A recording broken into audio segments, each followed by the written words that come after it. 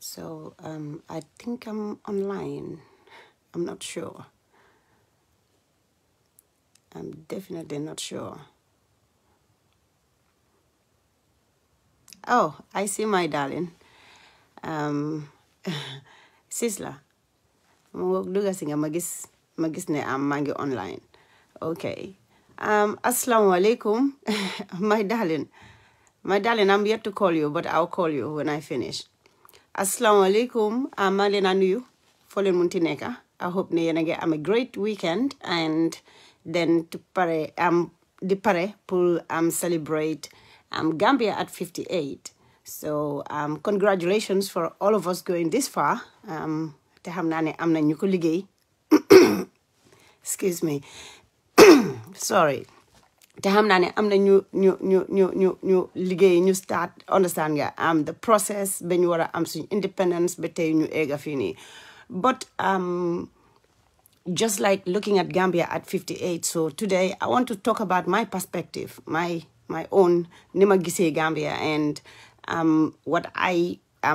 the little experience I have, how I see Gambia today. So there are a lot of things we can be proud of and we are happy about our country. One of them is our values, our tradition, our deen, aklungum. And we have a lot of things I don't think they want to, you know, what can doing like a country, what a country can do for us, but what we can do for country. But again, there are some things where you will have to question what can the country do for certain things, and these are the things that I want to highlight. This is what I see as a citizen. I'm not going to sit down and be questioning what the country can do for me, but then also as a citizen, I think I'm not some exceptional circumstance. You will have to question what the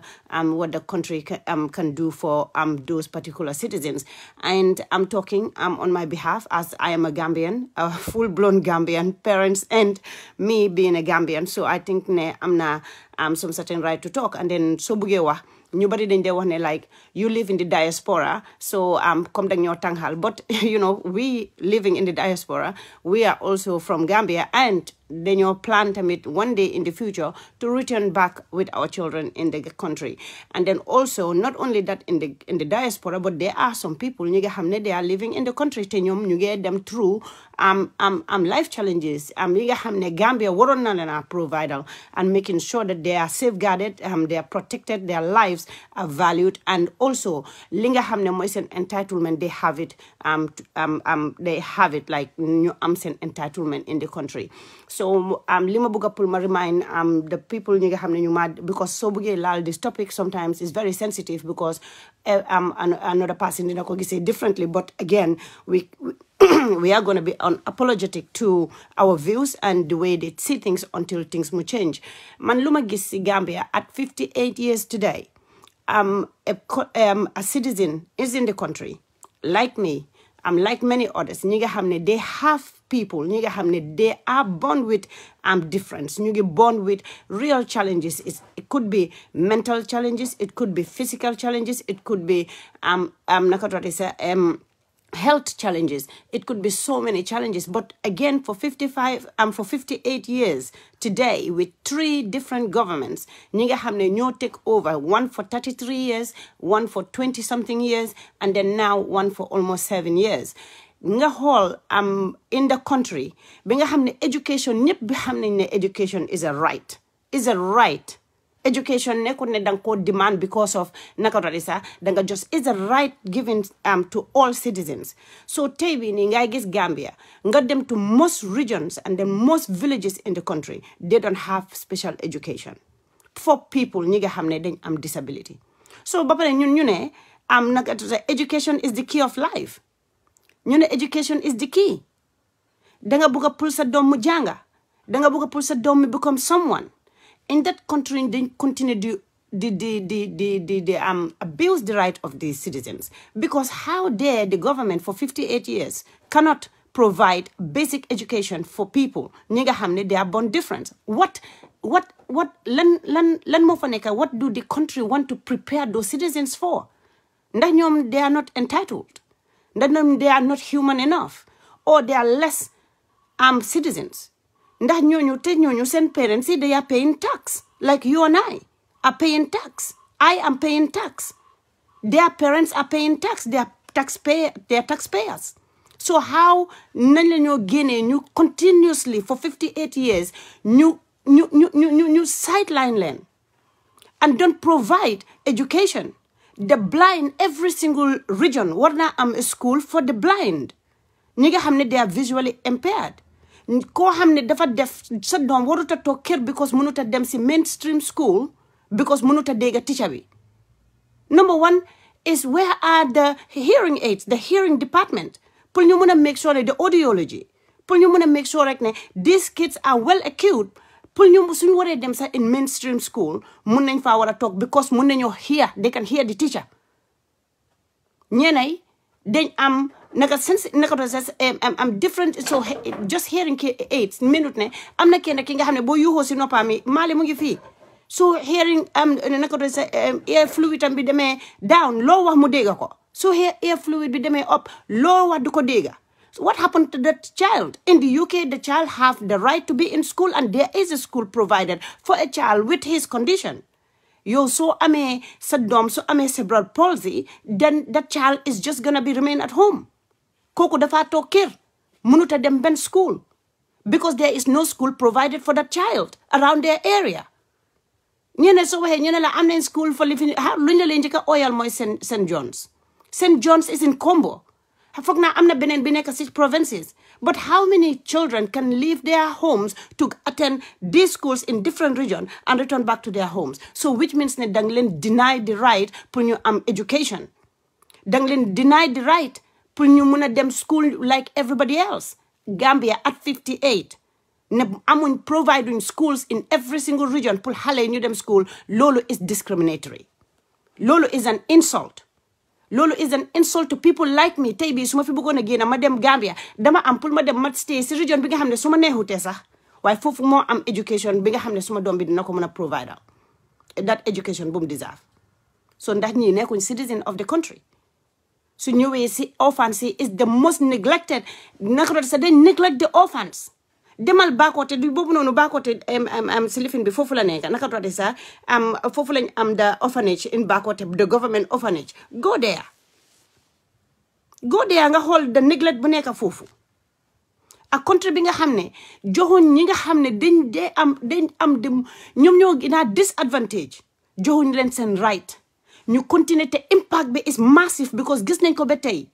ngay toog nga xool koo gestu nga xool ko daf laa ne ndeysaan si ñi nga xam ne dañ am disability. Loolu amut Europe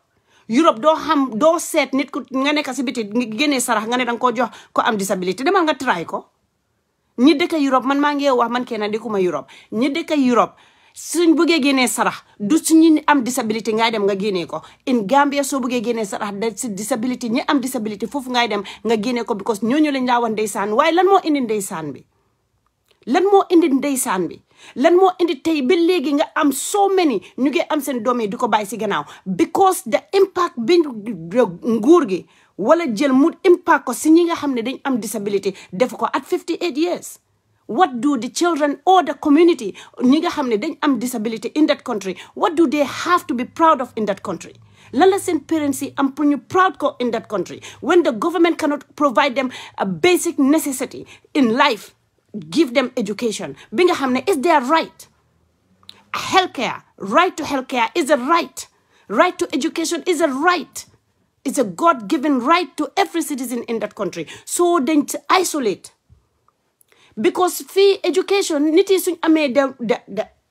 education doo ko amee, then you are well informed. Ni ko doon tey dinañ gis more doctors yi nga xam ne they are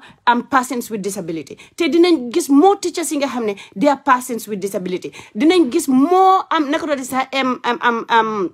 lawyers yi nga xam ne they are persons with disability. In every sector of that country, in every institutions di nga loon gis ñi nga xam ne ñu ngi ñëw foofu noonu di yow liggéey si ñi nga xam ne they are equally naka doon sax ñu ngi naka doon sax ñu ngi am the right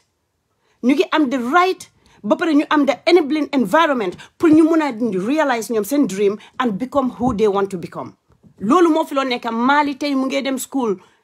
jël na ko long time dañ moo ne dafa def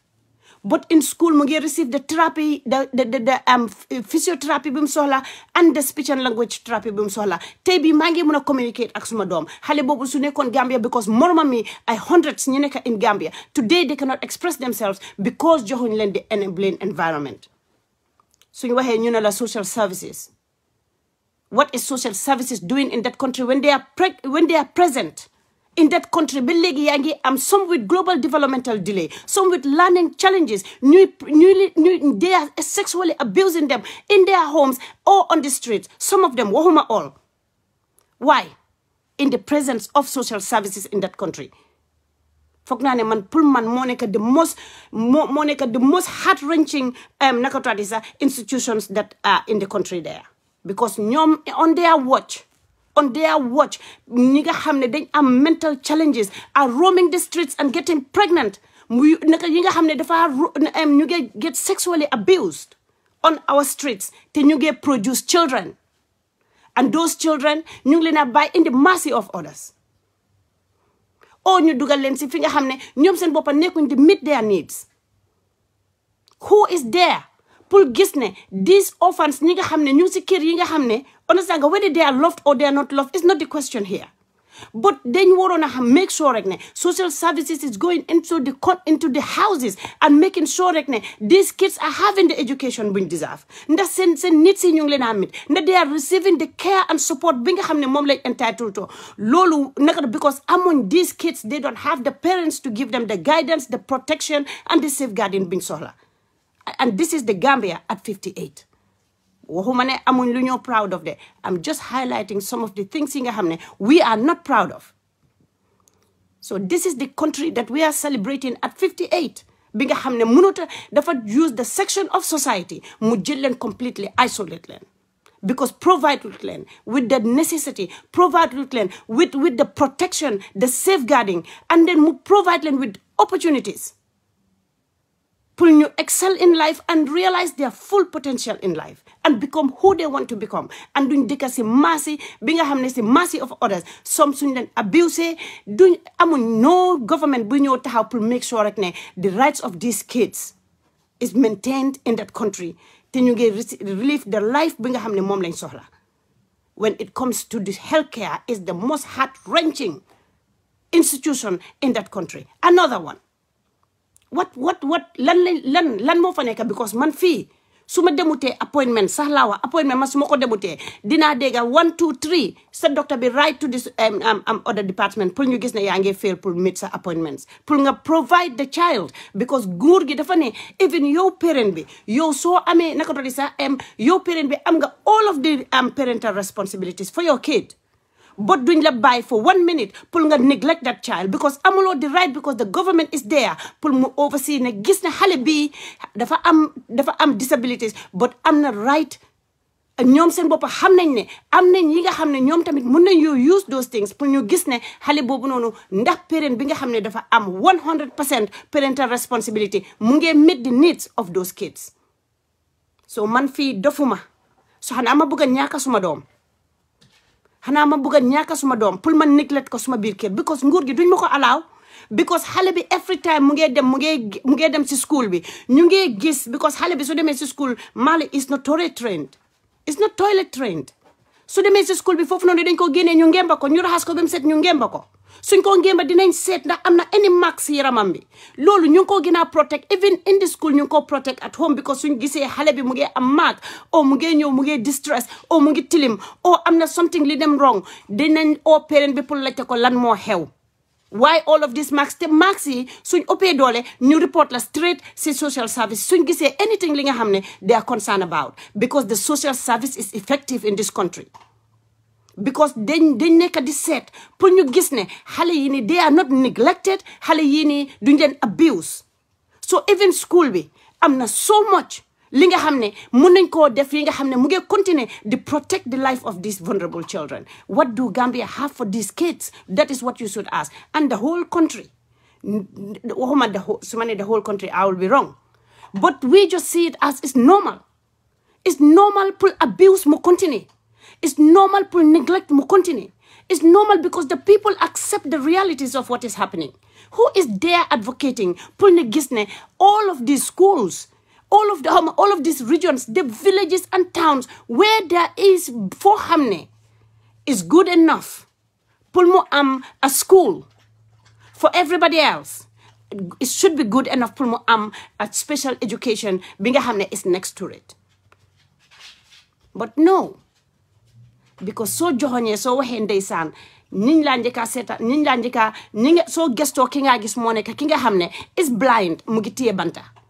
soo gestoo di nga gis ne koo xam ne dafa am disability parents ami ñu ko waxuma na parents ami o caregivers ami ñu leen jiital use seen disability seen disadvantage li nga xam ne loolu lañ disadvantage pour use ko pour make those kids becomes the people ñi nga xam ne ñooy nekk the providers pour seen family. Because xale yooyu la ñoo jël di leen yóbbu ñu taat leen si biti pour ñu saraxtu lii moo fa nekka xale yooyu noonu because seen disability moom la ñoo génne a parent a caregiver yow danga am pour nga dem uti ji nga ñëw nga make sure rek ne nga dundal those kids ñi nga xam ne ñoo nekka under you under your care not the other way around. A child shouldn't be a provider. A child can never be a provider. But in a country binga hamne, the institutions yinga hamne ñom mom lañ mandate pull safeguard these kids. They fail. Ñom fail. And this is why we're here. Because lanla so they may see drawing board be the people that should be the eyes, the ears, and the mouth of these people are not represented fully. So the message to National Assembly, they are not there to represent the disabled. Why? Because then buga pull new continent ndeysaan because it's a country binga hamne. Then we are not inclusive. Because this warulo nekku ne danga wara tok benga xamne yow danga jur dom wala dal sa mbokk dafa jur dom wala sa xarit wala ko xamne yow dafa nako do di dafa close yow mu affect nga dora muna wax. We are only concerned when it affects us. Te man I'll be one of them. Because I didn't think ne man suma amuton dom but I'm special needs. I don't think I'll be here talking to you about something about someone or rights jambur yi nga xamne they have a I doubt it. So this is our nature. It must have to. Why man is different. Mali isn't born in the Gambia. He have never even stepped a foot in Gambia since birth. And this year, Muge celebrate 10 years old. But I see, because domi citizen bu baax bu neka, so gisee lo xamne dina dimbele askan bi ba pare mu ngi ci yeneen dëkk yi nga xamne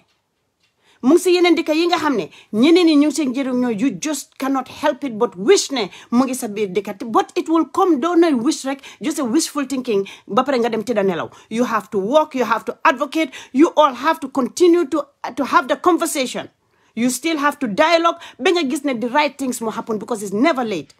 It's never late. At 58 years, every Gambian, majority of Gambians, hit na dinañ mëna talal sen loxo pour ñu dem naka do sa pour ñu you know they have a lot of to be proud of. But ki nga xamne mënuta express bopam, ki nga xamne is very vulnerable in a very vulnerable house, you deserve the government pour ñu keep an eye on you, pour ñu make sure rek ne lo xamne moy sa entitlement su ñëwé ci sa rights they are protected, su ñëwé ci sa education is provided, su ñëwé ci sa healthcare is provided because ñi la ko wara providal jot sen loxoy jotu sen gannaaw. This should happen. Lii dafa wara happen. Because of the way and manner Gambia for 58 years Keitawut Bollywood manama le wane sunde defa the national cake suñ ko sia dende sia ba pare ñu doora wane hay man faté na ñi de ñi am disability harama dem fuñ le na mëna woné mo nek fi nga xamné ñom dañ am interest si ñi pour ñu mëne la jox fi wheelchairs ñu tak leen into their rallies into whatever luñ bëgg def pour ñu gis ne rek oh we have did this the disability bill bi nga xamne warna mëna protect ñi nga xamne dañ am liggéey ci biir dëkk bobu ñi nga xamne mëna ñoo am liggéey tamit ñan ñoo nekk where are their rights lutax ñi seen rights dañ ko jël rek you know it's like they don't belong. It's like they are less Gambians. It's like saying disability be the plane make you less human beings. This is the fact. Lii mooy digga bi at 58 years today. 58 years, the ordinary Gambian, ki nga xamne, is born with special needs, is fully not protected in that country. So ñëwee si the rights to have a job, the right to employment, and it can man loi moo leen a safeguard during their employment. Suñ amee comme ñu nga dem liggéey ñu discriminate la si sa place of work. Where is the rights yi nga xam ne ñooy protect these individuals ba pare naka la ñuy sax di demee uti ji liggéey bi nga xam ne vast majority joxuloo leen education buñ soxla. What future do you want to build for these kids? What future do you have for them? A future bi nga xam ne there are no schools. So amute sa doom mu am cerebral palsy mu nga xam ne am na learning delays nga bàyyi ko mu nekk si kër bi ba kañ kooku noonu just because xëj na su demee school du mun a jànga comme that other child nu munee jànga, so all of the focus dafa war a nekk si kii jànga. And you can see the same mentality bu government bi am because our people are the government. The same mentality bu suñ government officials yi ñëw am ba nga xam ne su ñëwee seen offices yi they will fail and continue to fail these people. The same mentality moo nekk ñun suñ kër yi.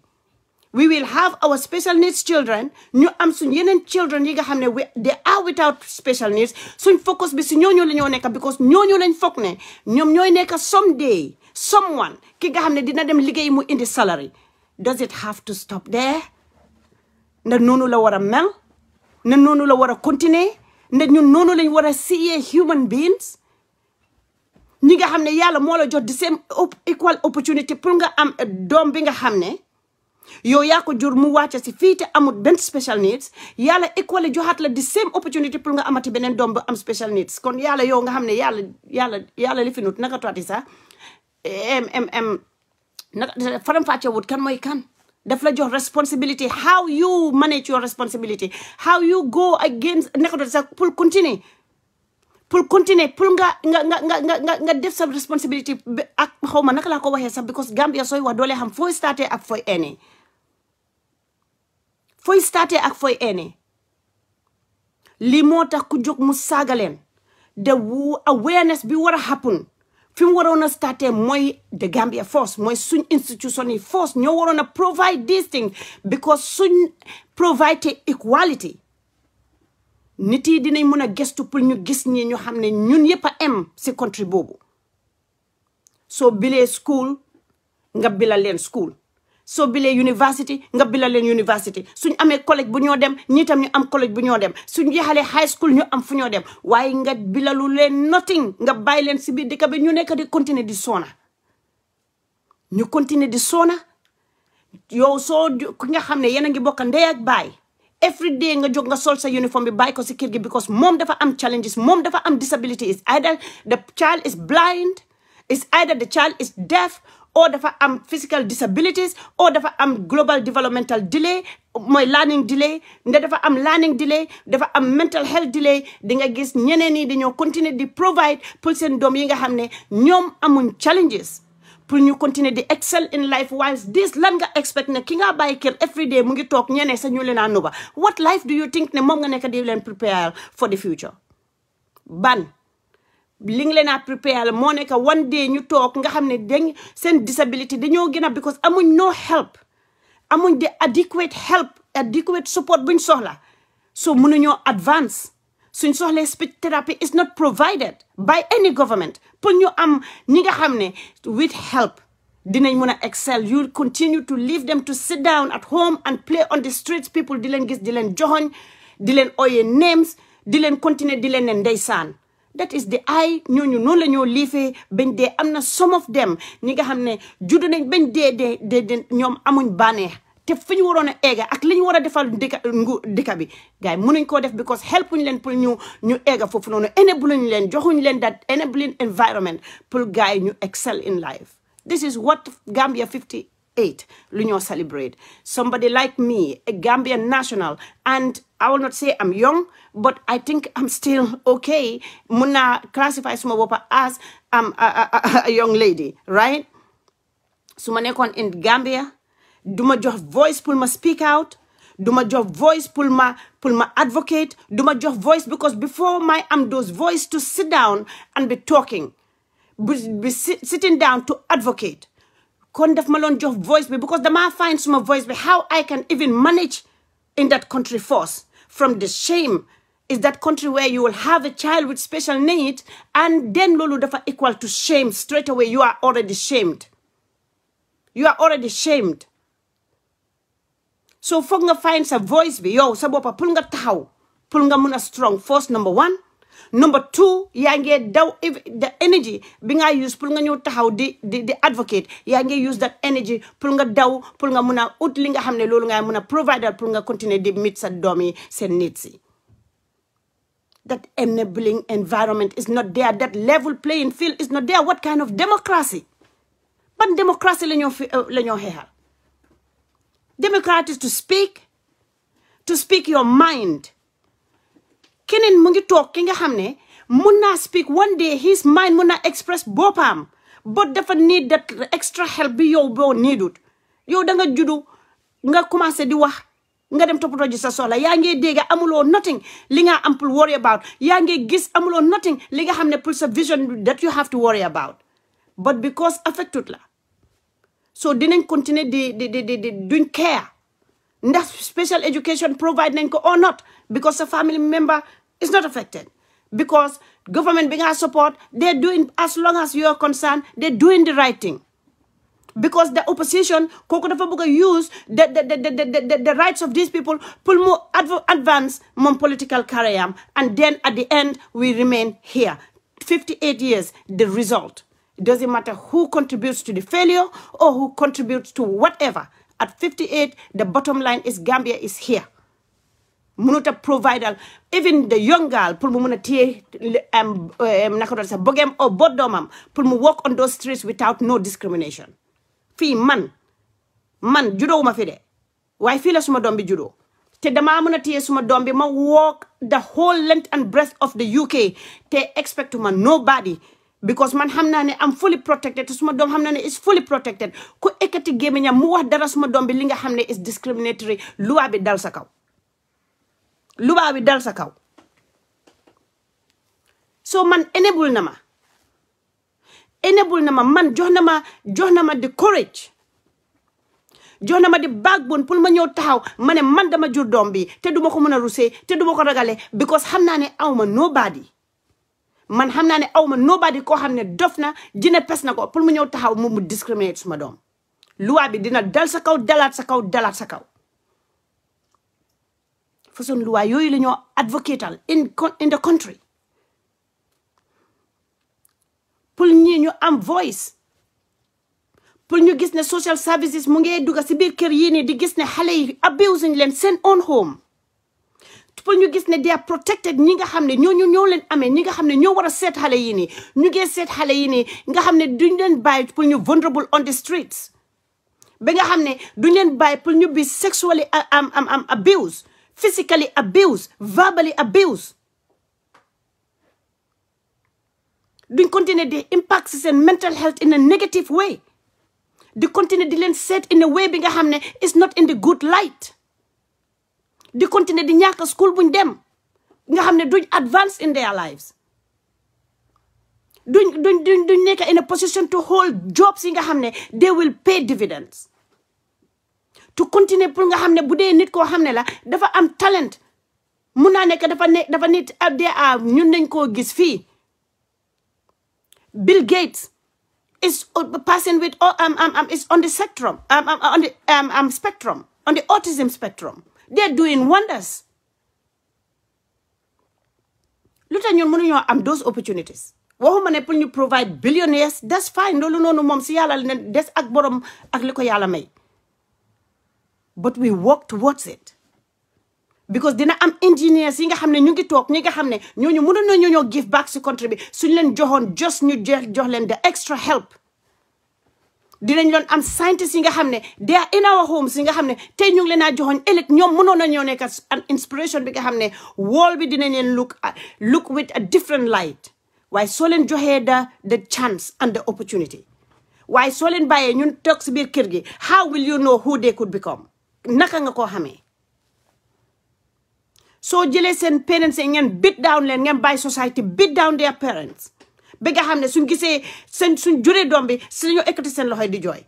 duñ leen mun a wane duñ leen mun a def dara luñ munoon a def sa li nga xam ne munoon nañ koo def 10 times duñ ko mun because yaa ngi am société bi nga xam ne every day yaa ngi mbokkantee gaay because ñu ngi laa wax something ku la bugg a xas si sa doom la moo jaaree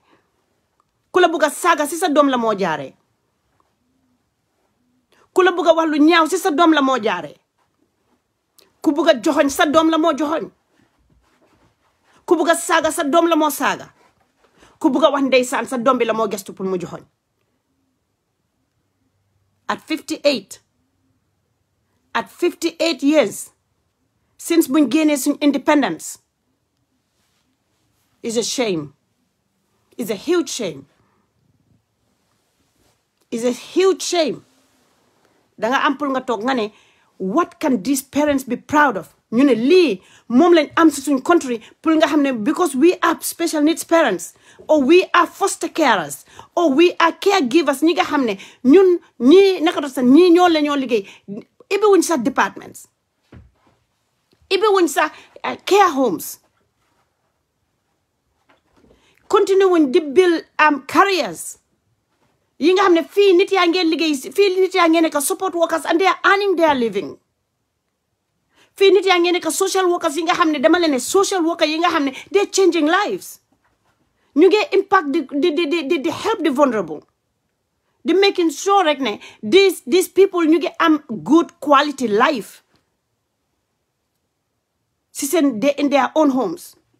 because ñu ngi leen a protect from abuse ñu ngi leen a protect from sexual abuse from physical abuse from verbal abuse from any financial abuse any type of abuse ñu ngi work so hard pour ñu protect leen di make sure rek ne making it harder pour anybody ki nga xam ne mu ngi involved in these kids lives pour mu harm leen in any way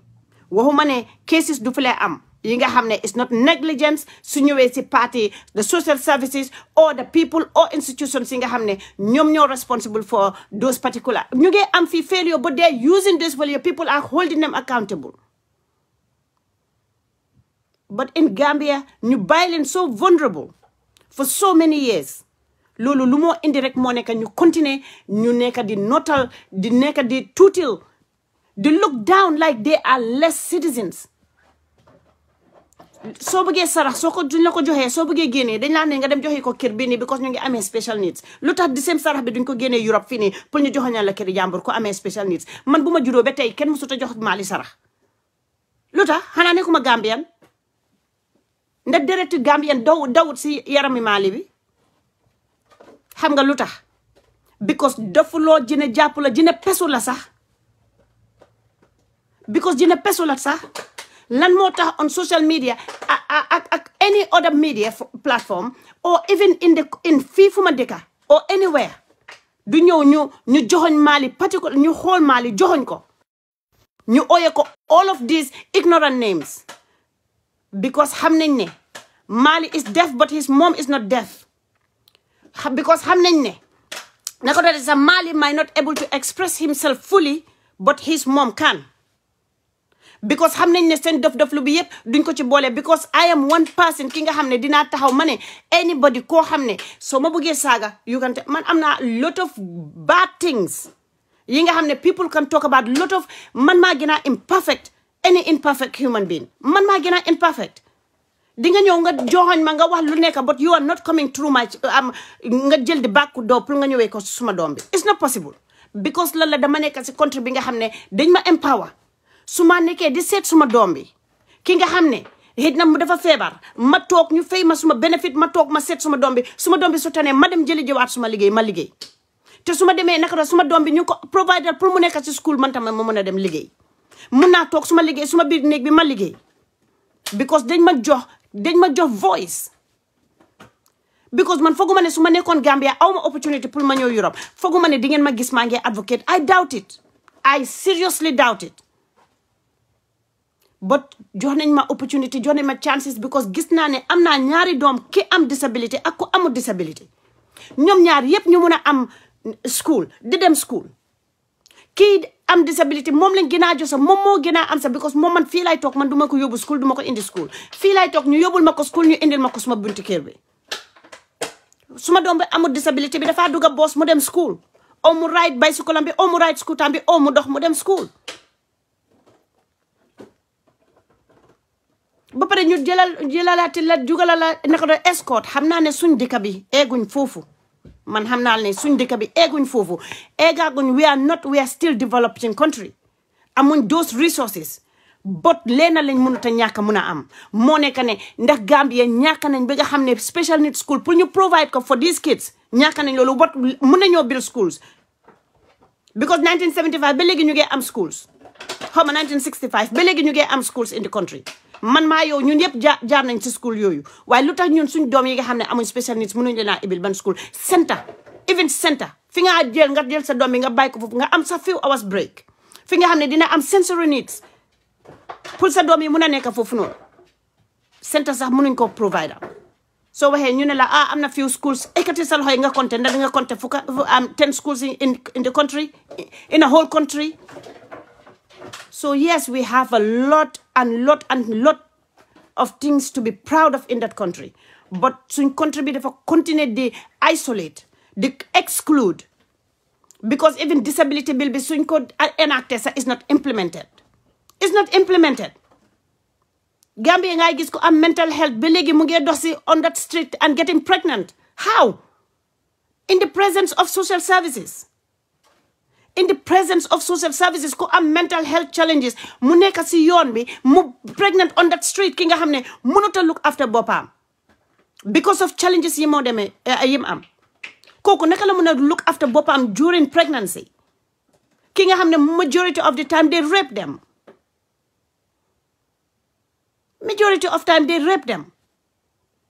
demal nga dem seeti orphans yi si fooguma ne sax am nañ records for these orphans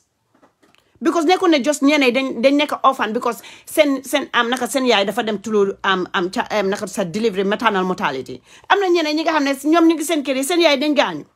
with illnesses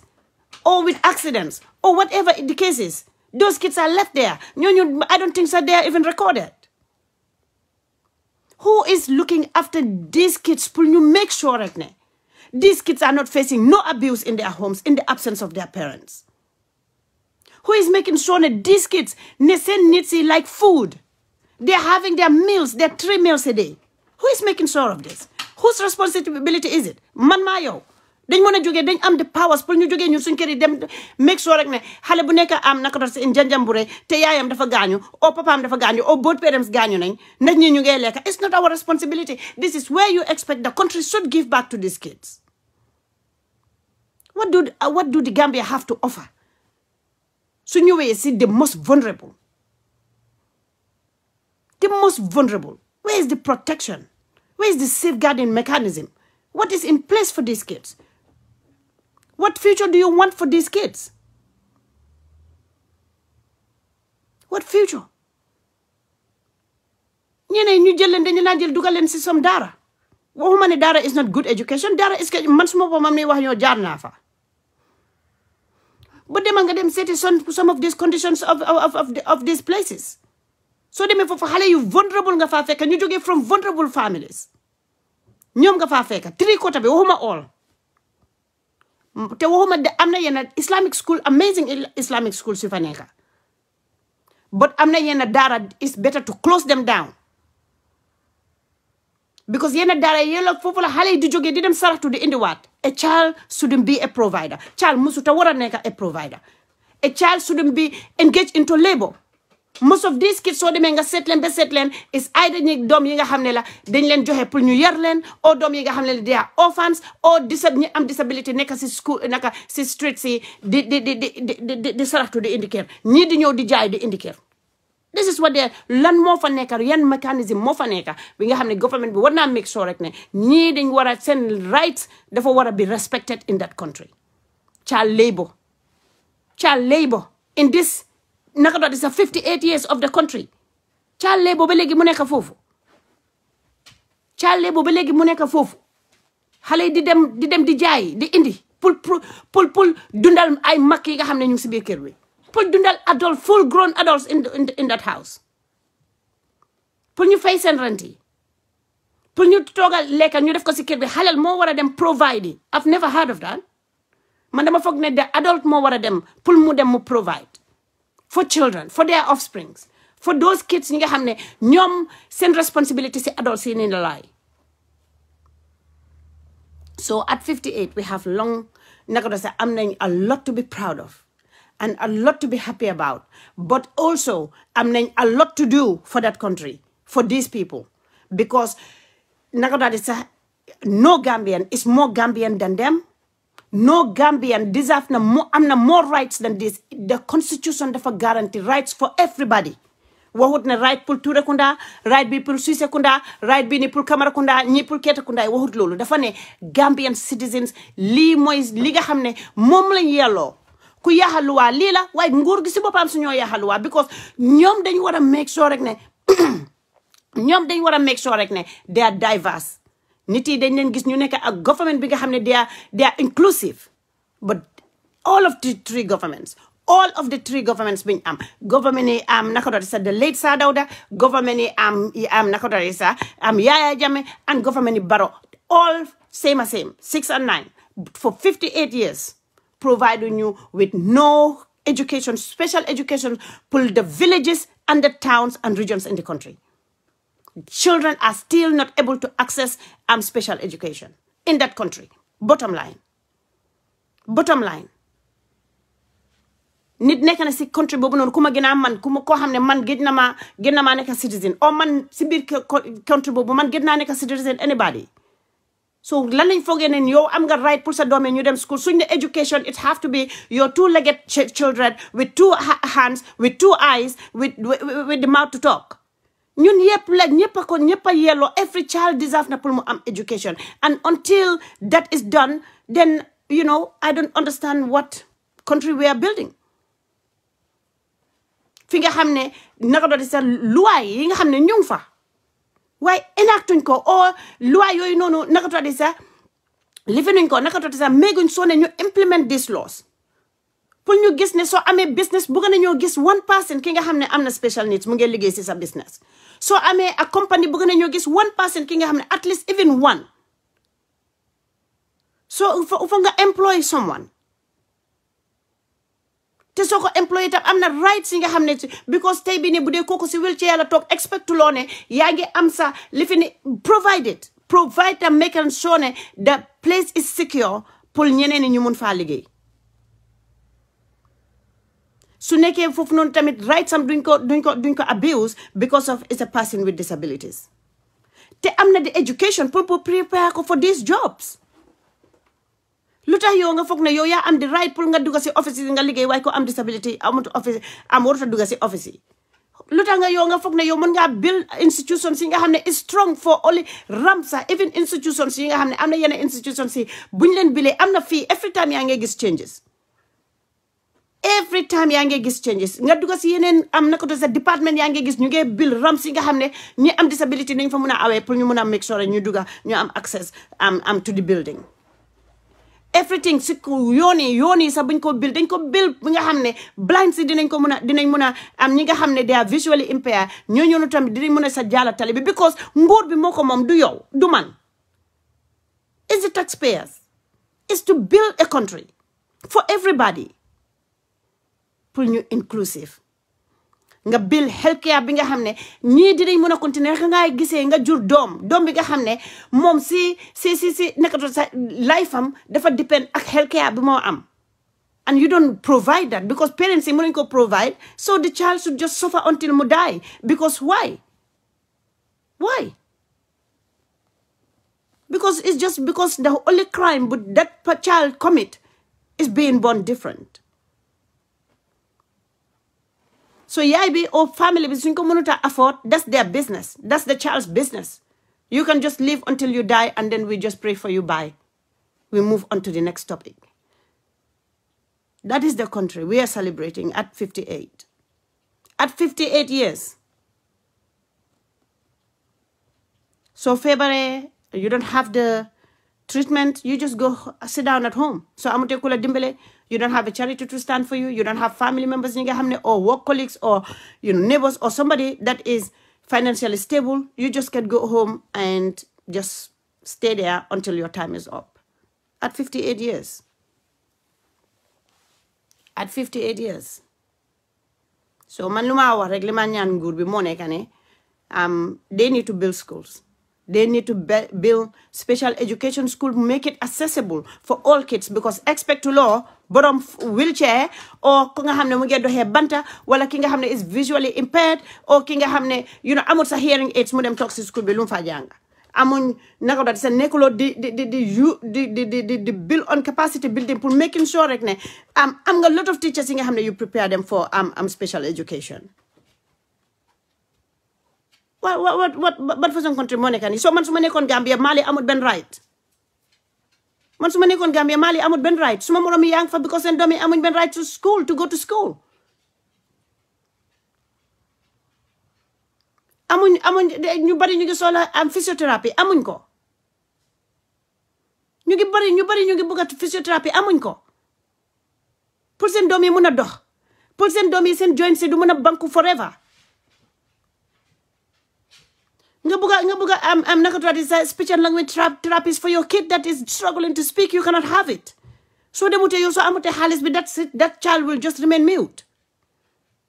so amee su nekkee koo xam ne is visually impaired kooku du dem school because mënut a gis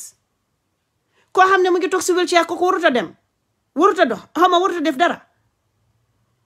koo xam ne dafa am mental challenges xale bi dafa am mental challenges just go and sit down at home until your time is up.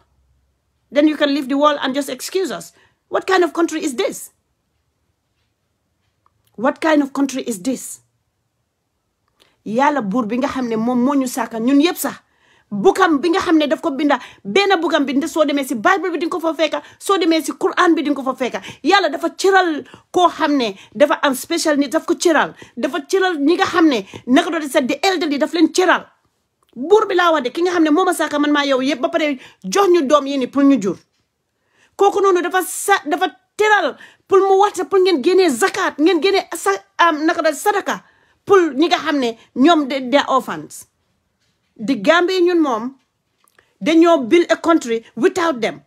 and then you think we gonna excel what kind of country moo nekk ni moo tax duñ dee am empathy moo tax ñu bari waxuma everybody de but ñu bari amuñ empathy to see moo tax amuñ empathy to see the need pour ñu build these things they cannot have the empathy because surround wuñ leen because foo bugg a indi rek koo xam ne am na some difference ñu indi la pour ñu highlight la yow yaa nekk di highlight of that programme yaay nekk di highlight of that programme suñ taxawee pour ñu wax lu leen naka doon sa bañ indi leen yéen seen is to gain something on behalf of ñi nga xam ne ñoom ñoo gën a vulnerable si dëkk bi but you know what maybe yàlla daf ñu leen ñun yëpp yàlla mu ñoo woon ndanka man moo tax man dama lay wax ne su ma xoolee suma doom bi sometimes dama lay wax ne waaw it's a blessing to be out of the country pour nga am sa doom bi mu am the life bi nga xam ne moom la truly deserve the respect bi nga xam ne moom la truly deserve danga am to leave that country to gain that respect outside tey bii ku mel ni man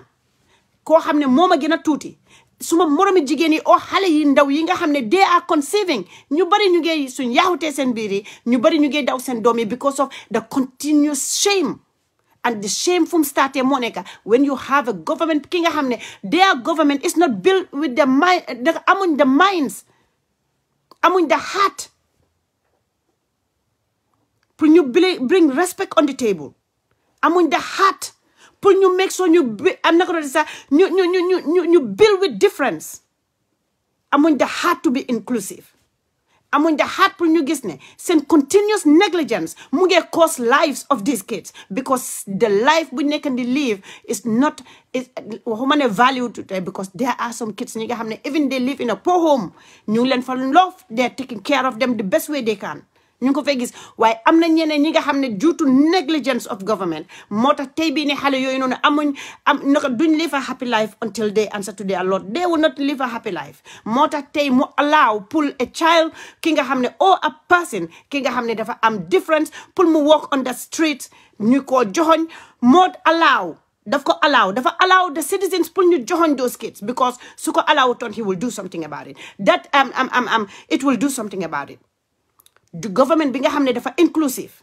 dafa build the police or the army and institutions yi nga xam ne dañoo honor these kids dañoo honor these people ni ko toon dafa indi mu make sure rek ne nit yi pour ñu respect life they must have to see it nga build fii school pour mu nekk bi nga xam ne foofu la ñi nga xam ne amuñ disability dem nga gestu nga build fële school nga make sure rek ñoom yëpp am nañ equal opportunities then people will start to see equality. People will start to see equality.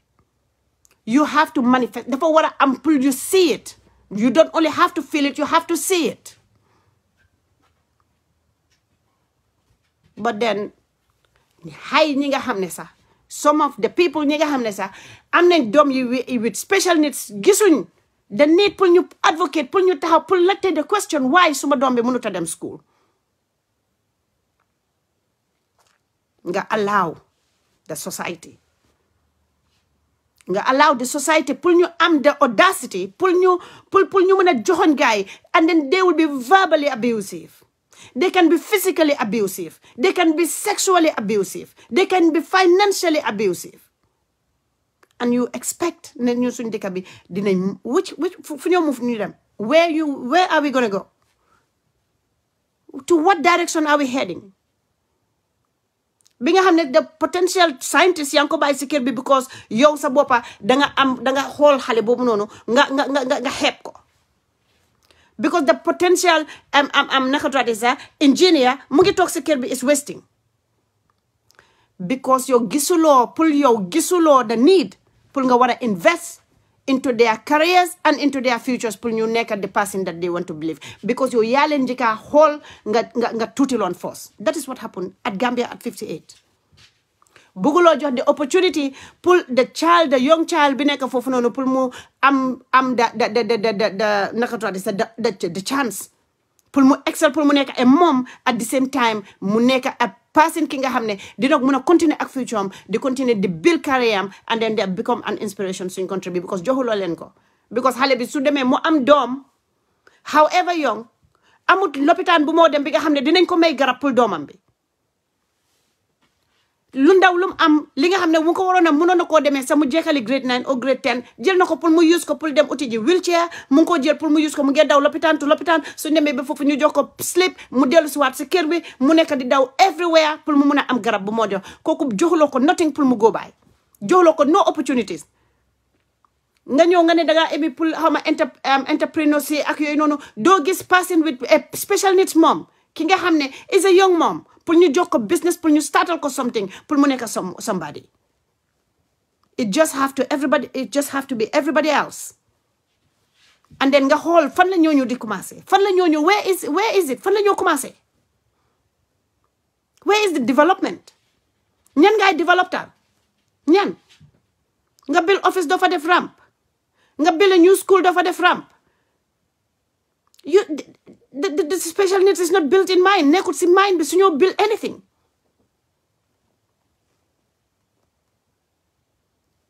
fan ban school where is the college bu ñoo jeexal suñu jeexale fu ñoo dem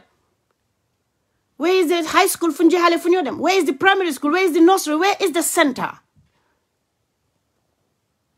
and then yow nga expect ne seen doom yi man tey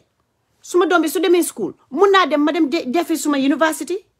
o mun naa dem ma dem dellu ji college mun naa dem ma dem jëli ji and other training si nga xam ne mën naa dem pour ma set up suma business suma doom yi su nekkee si school bi ma dem defi ji something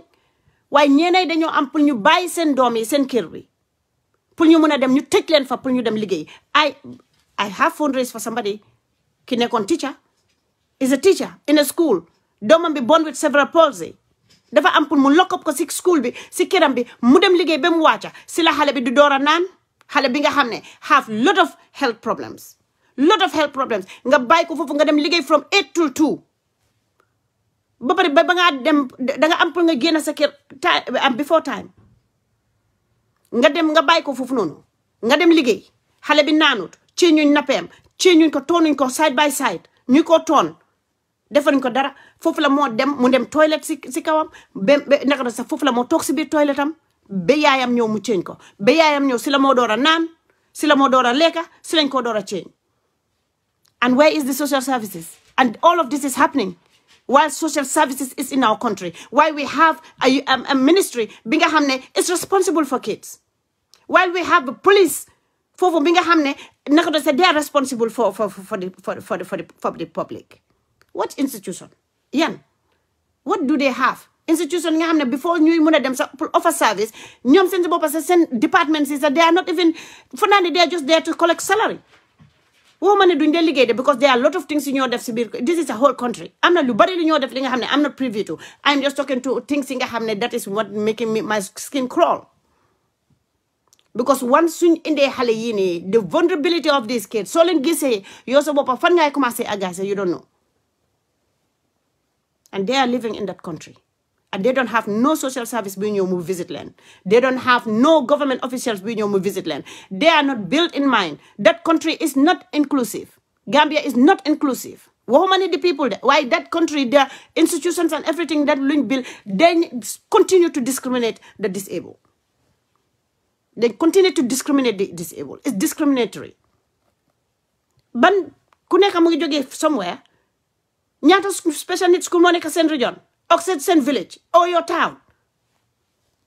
At least suñu nekk di complain sax suñ doom yi dañoo liggéey dox long distance. At least ñooñu am nañ fu ñoo dox pour ñu dem. At least ñooñu fu ñoo dox pour suñ demee ñu dugga fa.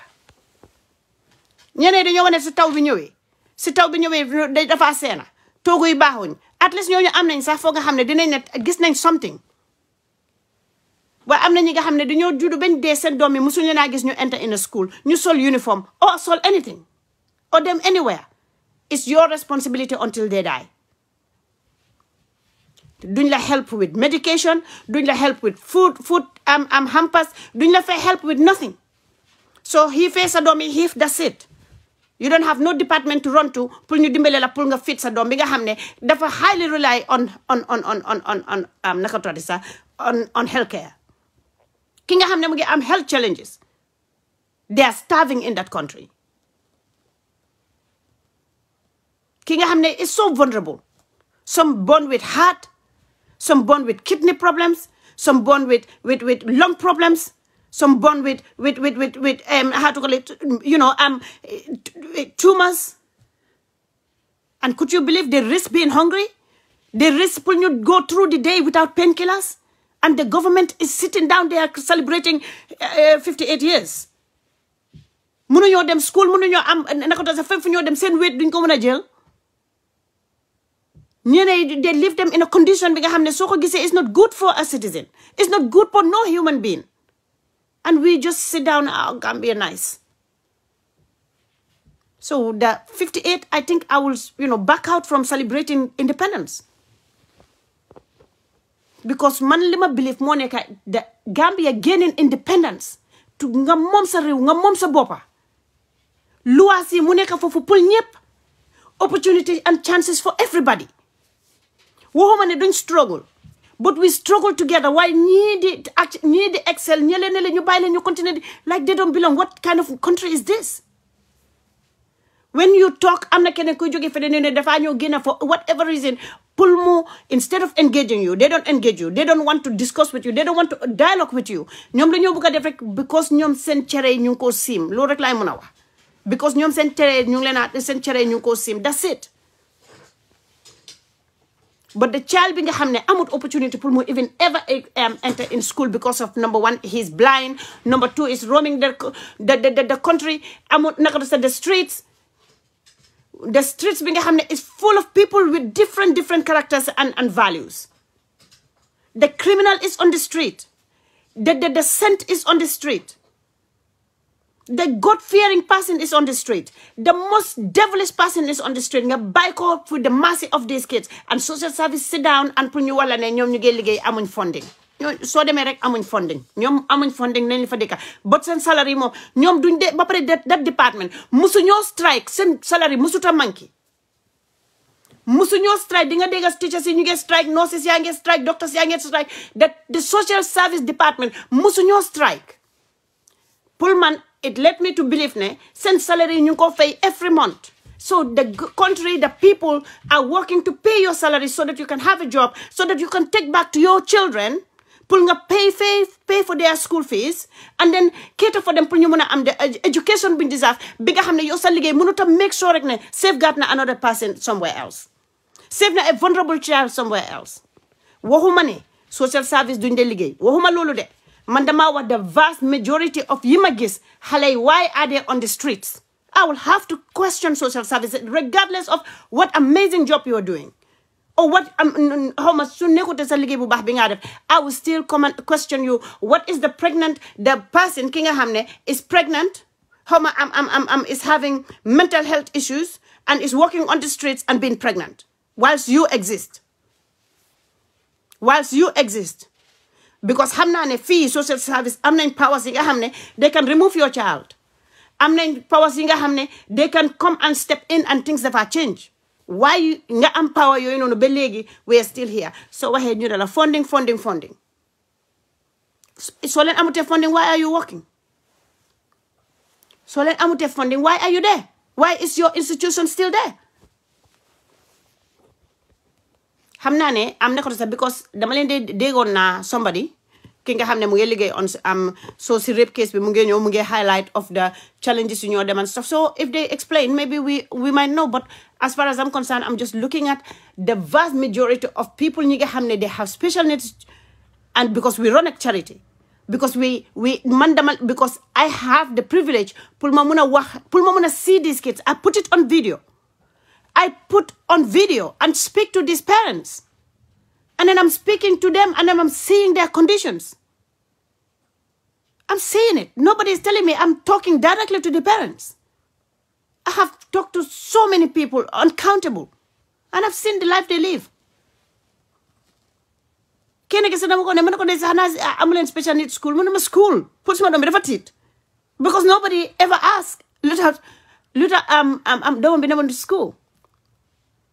I'm school. Pul sama doom bi man ko wa mu ne ma sama doom bi du mën a dem school mu ne ma duy wax sax mu ne ma kii xamul turam sax kii xamul sax fu mu nekk lan nga foog ne loolu la war a xalaat whole life moom si boppam mosut a gis special needs school naka la moo foogee ne su amee doom sa doom bi am ko am disability mun naa dem school moo tax mu choc waaye fii soo fi nekkee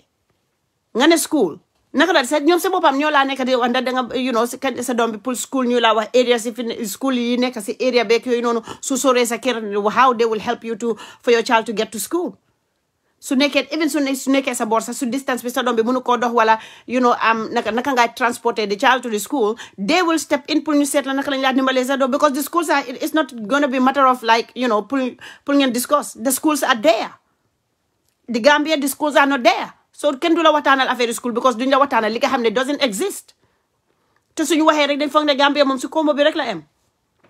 dañ foog ne Gambia bi su combo bi rek am dañaa romba combo ñu demal la Makati bi la fa leena ñu dem so yow suñ bilee Makati yëpp benn school wax ma naka la even the same Makati boobu noonu am na ñeneen ñi nga xam ne they live far si village si rural side bi tey bi High Serekunda si boppam St John School am na ki nga xam ne mu ngi ay Brikama yu mënut a dem foofu am na ki nekk Lamen mënut a dem yóbbu doomam bi ba foofu pass bi daf ko mën a antal ki nga xam ne mu ngi struggle pour lekka day to day lu tax biru leen school ngeen def school bosses yi nga xam ne dina nekk on different sides so soo mënee cater to have a government school pour nga establish ko in that country nga bil ko nga mun a am a headmaster nga mun a am teachers ñu nekk foofu si school bi te nga mun leen a fay you can definitely pour cater pour bilal special needs school bi nga xam ne also dina di nga mën a fay special needs teachers yi nga xam ne di nga leen yóbbu ñu am training buñ soxla so lii la ñoo wax Gambia at 58 xale yi ñi am disability wallahi war ngeen a gestu ngeen ne ñun lan lañ am pour gaay what do the country have for them because ñooñu they can give back to society Gambia rek moo nekk country bi nga xam ne they limit people with disability they limit man fii si audiology bi foofu noonu am na ku faa liggéey kooku noonu is deaf te mu ngee liggéeyam fine mu ngee liggéeyam fine needut nobody pour mu mun a liggéeyam because of mu ngi def needut pour am no translator pour mu ñëwal la because it's deaf it's all there is computerized su ma demee ma wax mu type mu tontu ma dégg ko su ma noppa bi ma tontu ko lu ma ko soxla mu wax ma dem toog fan ban room laa war a dem su ma demee fii si am naka asda bi there is a person ki nga xam ne Down syndrome la am te mu ngi faa liggéey ki nga xam ne Down syndrome suma doom bi lu mu am moom la am mu nekk foofu noonu si asda bi mu ngi liggéey foofu di an salarem di liggéey di an salarem like everybody else waaye dañ ko help pour mu egga foofu dañ ko jox da therapist pour ñu dimbale ko pour mu wax pour waxam bi mu mun a génn mu mun a express boppam dañ ko dimbale ñu yóbbu ko school pour mu mun a jàng ABC ami Mali mu ngi nii léegi dafa wax ABC su eggee ba 7 mu jompal ma 10 but mu ngi koo def at 10 years ba léegi mu ngi koo def after some time dinañ egga ba 100 however long la moo jël su yeboo sa Mali nekk in school for 15 years mu door a jànga 1 to 20 is something at least nguur gi believe nañ in that child nem at least soo ko yóbboo si school bi dinañ ko mun a dimbale pour mu mun a jànga ba egga 20 su munut a write turam dina mun a xool nataalam fii daf ñu la ñëw mu indi ñu nataalam mu ne ma this is Mali me su ma ko ne Mali you are Mali mu repeatal ma you are Mali waaye gis nga léegi su demee si school bi léegi xamee na before everybody fii suma sister yi everybody fii ku nekk koo xam ne jigéen la momi da laa ooyee mujj bi am na benn ba pare beneen bi muy wax sëy man ma foog ne ma ne waaw ndekete Mali nu ñu waxee ni yëpp si kër gi mu ngi ñoo dégga kon Mali xam naa suma tur te man xaw ma ko déedéet ndekete Mali saa yuñ defee am Paw Patrol Chase Mali Chase la lay ooyee sëy so benn bés maa ngi toog ma ne ko Mali what do you want to watch mu ne ma ci sëy ma ne ko what do you want to watch mu ne ma sëy ma ne ko Mali am I not say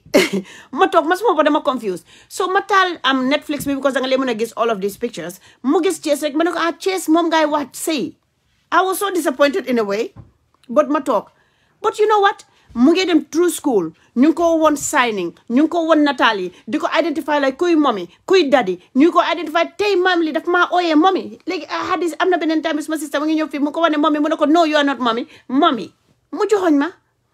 soo waxee su ma ko ne Mali me am Mali Freddy soo ceeñee mu ne la no I am Mali you mommy Freddy and daddy mu ngi jàngate su ko jëlee 20 years so be it at least am na government bi nga xam ne they believe in those little things and they count it mu mata si gaay mu mata ne xale bi suñ ko bàyyee du mun a express those things waaye suñ ebee school with dedication ñu put resources ñu invest some ñu indi naka doon sax ñu xaw ma naka lañ ko lay waxee sax ci yàlla man de figa ma ne yéena bu mu jot suma vidéo tey with ñu invest tey xale yooyu ñu ngi mun a dem emuñ just pour express seen boppa ñu ngi dem di uti ji liggéey di mun a liggéey ñu ngi mun a follow instructions ñu ngi mun a def luñ war a mun a def luñ mun a def loolu la ñoo wax inclusive li nga xam ne dañ ci boole ñëpp li nga xam ne jël ko rek ñu ne kii moo ko mun nag kii demee nii ñële moom please ñu fàtte leen ni ko doon tey Mali du am opportunité bu mu am nii tey waaye dafa am ñu ko xeex opportunité yooyu yëpp dafa am ñu ko xeex dafa am ñu wax dafa am ñu jóg ñu raise seen voice dafa am ñi nga xam ne dañ ne ñoom citizen leen te duñ nangu pour seen doom yi oo seen mbokkay pour ñu tuuti loo leen dañ jóg ñu wax ñeneen ñu jóg ñi nga xam ne am nañ xam-xam bi ñu ne you know what lii rightut lii nekkut right soo judoo war ngaa am good quality naka doon support war ngaa am good quality care soo judoo te yow dafa am loo xam ne understand nga is disadvantage kon yow ñu tamit fuñ la mun a taxawee duñ mun a change sa condition duñ la mun a change ni nga mel waaye ñun tamit mun nañ loo xam ne mun nañ koo def pour ñu dimbale la dinañ ko dimbale pour nga excel in life because dara warut la limitation bi lañ war a bàyyi Gambia is the limitation pour xool nit ki nga xool ko rek nga you know ye jutaa la ma aba ko si suma mbokki soosey because xaw ma naka laa ko waxee si olof nga xeeb ko xeeb bi lañ war a bàyyi nga foog ne yow because of yàlla may na la lii because of yow amuloo nothing so loolu dafa war a tax nga gestu ki nga xam ne kooku yàlla may ko nga xeeb ko nga xeeb seen abilities gisuloo pour ñu mun a nga gis ne lii su ma ko defee you know dañ war a am vision ba pare ñu am di iman ñu am yërmande bi andi empathie ba pare ñu gëm yàlla because yàlla li ko liggéeyloo doomi adama boobu du la ko wax te yow xamuloo lu tax waaye sa doom yi mun nañoo dem school amul benn problème si yow di nga ñëw nga taxaw nga shout scream amul lii high school bi amul nekkoon di leen jox uniforme bi dafa seer li naka am na parents yi nga xam ne ñoom expérience suñ ko sax am na xale yi nga xam ne amuñ sax di expérience hope bi sax amuñ ko ne dinañ dugga in a school hope bi sax amuñ ko so naka la xale bu ndaw bi nga xam ne kooku naka la mun a prepare the girl child bi nga xam ne mu ngi toog fële or the boy child bi nga xam ne one day he is going to become a parent the Gambian child that is the boy child moo nekk yow sa doom boobu yow miy toog fi ni tey di yuuxu di wane school bi lifin mi amuñ lifin ne nga fàtte ne education school naka special education ëllëg what happened to your daughter so amee doom bi nga xam ne dafa am special needs te amut school bu mu yóbbu doomam bi what happened to your that son ki nga xam ne moom amut fen fu mu yóbbu doomam bi amut a health care bi nga xam ne tey bii nii su demee ba ñaaka dinañ ko mun a jox voucher pour mu dem jëli ji garab oh mu dem jëli ji lekka what happened to that su la affect tey you don't know who it will affect si sa family that life bu ñoo build for tomorrow it could be for you and for me because duñ live forever duñ fi nekk forever ba pare mënuñoo protect suñ doom yi from li nga xam ne loolu la leen yàlla di bless mënuñoo protect suñ doom yi from it sa doom bi ak man tey bii mën nañoo wane man duma nangu lii duma def lii duma def lii boo de yow mun ngaa protect sa doom yi from it what happened to your grandchild that is going to have special needs ki nga xam ne dina juddu mu def or mu blind or mu am physical disabilities yi nga xam ne du mun a dox or mu am mental challenges or mu dab ko what happened to them ana school boo advocatal pour mu dem ana centre bi nga advocatal pour mu dem ana that care pour mu am support naka medical support advocate la loolu ko tey you didn't cater for him you didn't care ndax ñoom seen rights they are tampered with or they are abused or anything because it didn't affect you today but can you protect your offsprings your family members your loved ones ndax yow are you exempted ndax yow yàlla bim la bindee dafa ne yow doo bokka ndax yow xam nga loolu at 58 years you and I were not ready pour ñun suñ njaboot yi lu ñoo indi si dëkk bi at 58 mun nañoo seetaan suñ mbokk yi ak suñ néebo yi ñu toog ñuy continuer di sona ak seen doom yi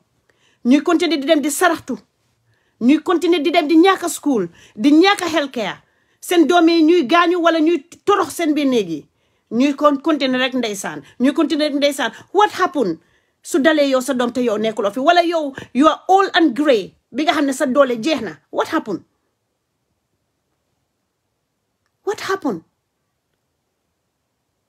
bi nga xam ne we'll just listen and then that's it we go and sit down nga xam ne yow tey sa community fi nga dëkk sa village fi nga nekk mënuloo taxaw pour nga advocate pour mu am special needs school pour ñi nga xam ne waxuma beneen dëkk de your village your town your region amut school pour mu provide for these people your region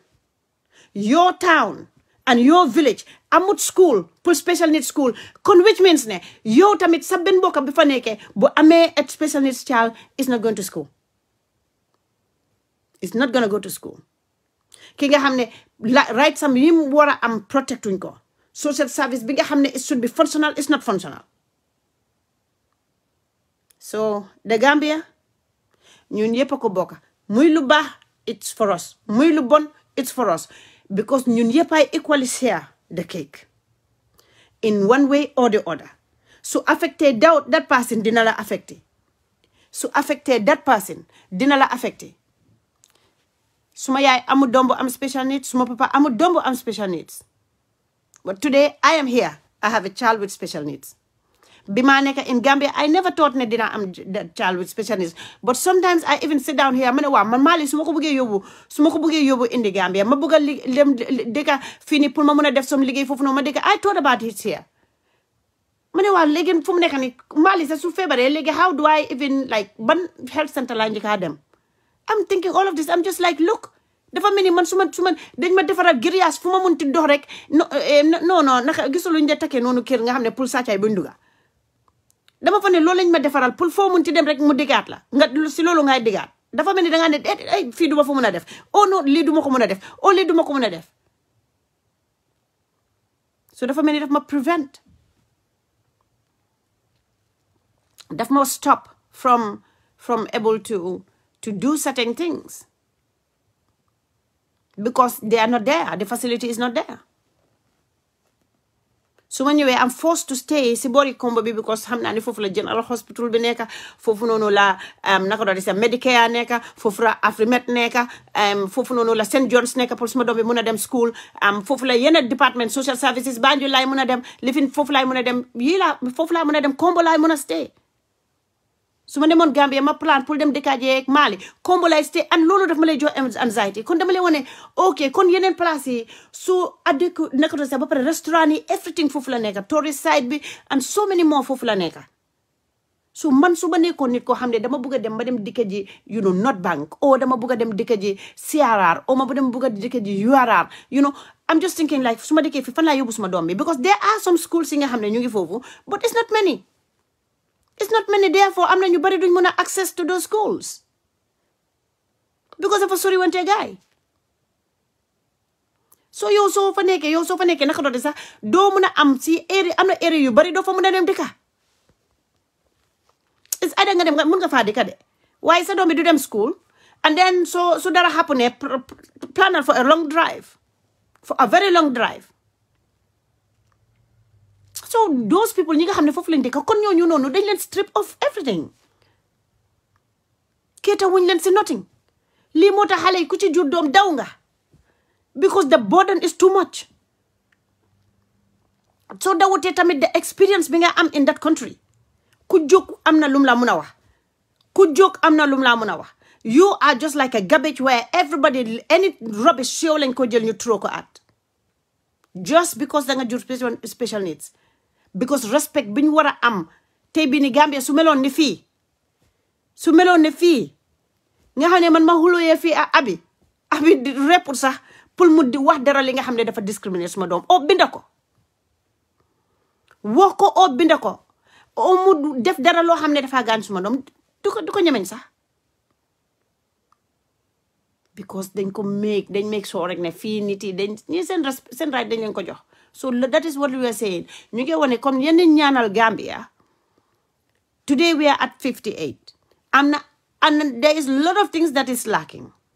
But ñu ngi ñaan the future pour mu gën a bright for all Gambians. Pour ñu realize seen potential, ñu realize seen dream and become who they want to become. And continue to raise the national flag and continue pour ñu gis ne ñu am inclusion in that country. ñu xam ne it's not all about us. Nekune everything is about me, my children, me, and me, and me, and me. It's about that country bi nga xam ne it's for all of us. Lu fa baax pour ñëpp la waaye lu fa bon tamit ñun ñëpp la moo affect. So yéen a yàlla continuer di protect suñ dëkk bi yàlla continuer di ñu may imaan di ñu continuer di ñu gisloo yoon bi di jël suñ jiit yi ak suñ nguur yi yàlla di leen continuer di leen straighten to the right path mu ñuy continuer di mun a gis li nga xam ne dina mun a benefit askan bi. Benefit nit ñu néew doole the orphans ak ñi nga xam ne ñu ngi in hardship ñi nga xam ne dañ feebar ñi nga xam ne ñoom tamit naka doon sax they are less privileged di continuer di bil yàlla di continuer di bless suñ country bi pour ñu mun a nekk a country bi nga xam ne dinañ toog ba ñun yëpp suñ doom yi ñun yëpp duñ nit pour génn dëkk bi pour ñu am better life nañ am better life in our country yéen ñu ko yàlla defaral so yéen yàlla continuer di ñu saamal suñ dëkk bi ba pare di ñu won yoon bi ñuy gis ñu mun a continuer di def the best for that country and its people so jërë leen jëf ngeen baalal ma li ci ñaaw nag si wax bi si man la ak den li ma ci wax loo xam ne understand nga because this is to do with Gambia and I'm talking about institutions yi nga xam ne I don't even know fully lu ñoo def but I'm just so displeased one of the institutions yi nga xam ne I think is a complete failure is one of them is either mu nekk the social services or the healthcare. I think that and the healthcare moom maa ngi gis ne there are a lot of things yi nga xam ne ñu ngi ko def tamit but a lot of things are still lacking. So we need to improve. We need to also continue to respect the rights, people's rights. The girls' right la, the boys' right la, the rights of the persons ñi nga xam ne dañ am disabilities or any right. They need all rights dafa need pour ñu respect leen. That's all in that country. Te suñ commencé di respect rights, they didn't respect naka doon sa den dinañ gis ñun naka la ñoo naka doon sa progressé naka la ñoo continuer di move as a country. Dina génne lot of ignorance attached. Lot of ignorance tax na ñu ñoo like push back. Mu ñoo push back ba pare di limitations di limit nit just because yow foog nga ne you know you're more advanced yow foog nga ne yow sa class romana fii yow foog nga ne lii fi ne ba pare the selfishness. I'm so sorry for my language, but you know what else can we say? Ba pare suma affecté ñu bàyyi the attitude suma affecté su la affecté that's fine. Loolu meenoon ne du mën a affect somebody yow sa future in the future mën a la affect or those of sa family member waaye bu la affecté rek it doesn't bother me, it doesn't concern me, so xaaral ma dem toogee boor. Dañoo toog bem affect ñu. So man am the attachment bu ma am a Gambian, but suma doom bi ndax man suma disability doom bi dafa affect naka doon sax suma doom bi am doom bu am disability ndax affect na ma yes. But, you know, I'm always saying, you know, Mali is the one that can talk. The mom can talk. I can talk. So discriminating suma doom bi, you are directly looking for my trouble. So when suma doom bi li nga xam ne is not appropriate, then you know, there is a mom that can defend the child. Because the mom is living somewhere else bi nga xam ne dañ ko jox those tools. Because dañ ko jox those naka todi sa dañ ko ibil yoon bi ñu make sure rek ne defaral nañ ko naka todi sa am na an enabling environment bi nga xam ne doomam dina ko mën a protect fully.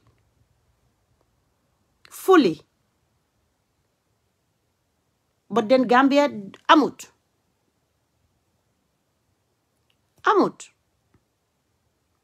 Then think that it is acceptable to just do whatever and say whatever, and then you know there will be no repercussion.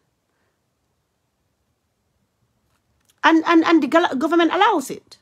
Institutions like the social services allows it. Departments like the police allows it. Ni nga xamne to the drawing board, to the president's office, they allow it. Because the Gambian citizens allow it. Because the parents and families allow it. Because xam nañ ne these people mënuñoo defend themselves. Some of them mënuñoo defend themselves. They are too vulnerable. So at 58, yal nañu yàlla may kattan bi may ñu jaama may ñu xol pour ñu gis gën a yaatal suñu xol yi gën a xam ne rek du pour just ñun, but it's just to build Gambia for everybody.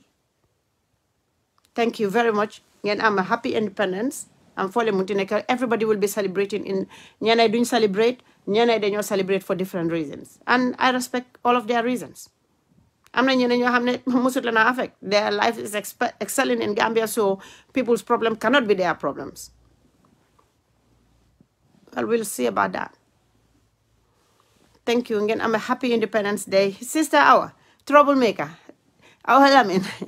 Jërëjëf gis nga man ni ma waxee nii yëpp tey moom maa ngi nekk di sedd waaye I was not reading comments that much. All right, ngeen am a happy Independence Day foo leen munti nekk. Someone like me, you know, I have a lot of things that I am proud of in the country, but suñu area of me being a parent of a child with special needs, and also, you know, and also Mali's rights or the rights of parents, ñi nga xam ne they are in the country, and some of their children, you know, it's heart-wrenching. It's heart-wrenching. So 58 years, I hope na 59 didn't am some schools. I hope na didn't am some schools. Sorry, sis. This person nga living request on Pulduga, so man la add. So limo sorry, hey, so my sister troublemaker. Somebody this timeline. Did I buga new American you here? No ganga. Hey, Nam. naka suba si. Suba sa ngi ni de. Ñun ñoo nekk si suba yéen moom. Waaw ñun moom ñu fi ñu nga 12 ñu get am 1. Yes, léegi tey 7 minutes mu nekk 1 o'clock. Waaw yéen boor boobu da ngeen yaakamti ñun yaakamti woon. You're right. You're very right. Naka Mali ak ay gis loo néeg bi. tey xanaa gis nga nu ma ñëwee ne fast talk ni dégguloo dara te Mali mu si papaam moo broda bi ma si papaam ëllëg la gaay di ñëpp oh ok so yow yaa ngi doppale ko tey maa ngi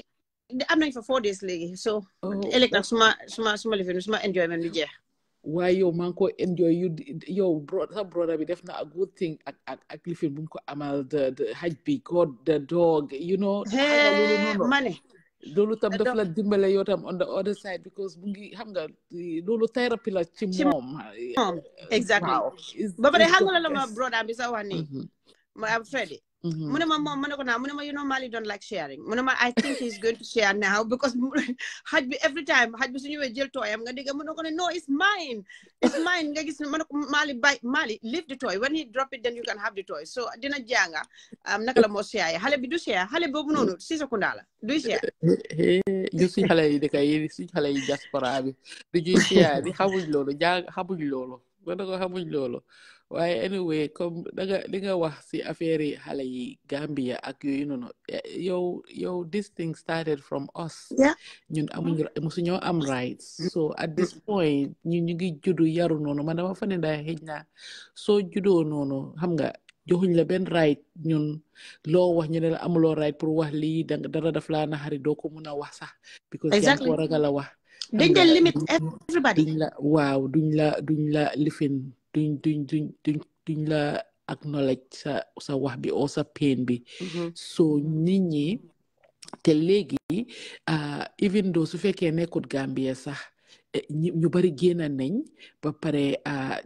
ñun ñi nekk ci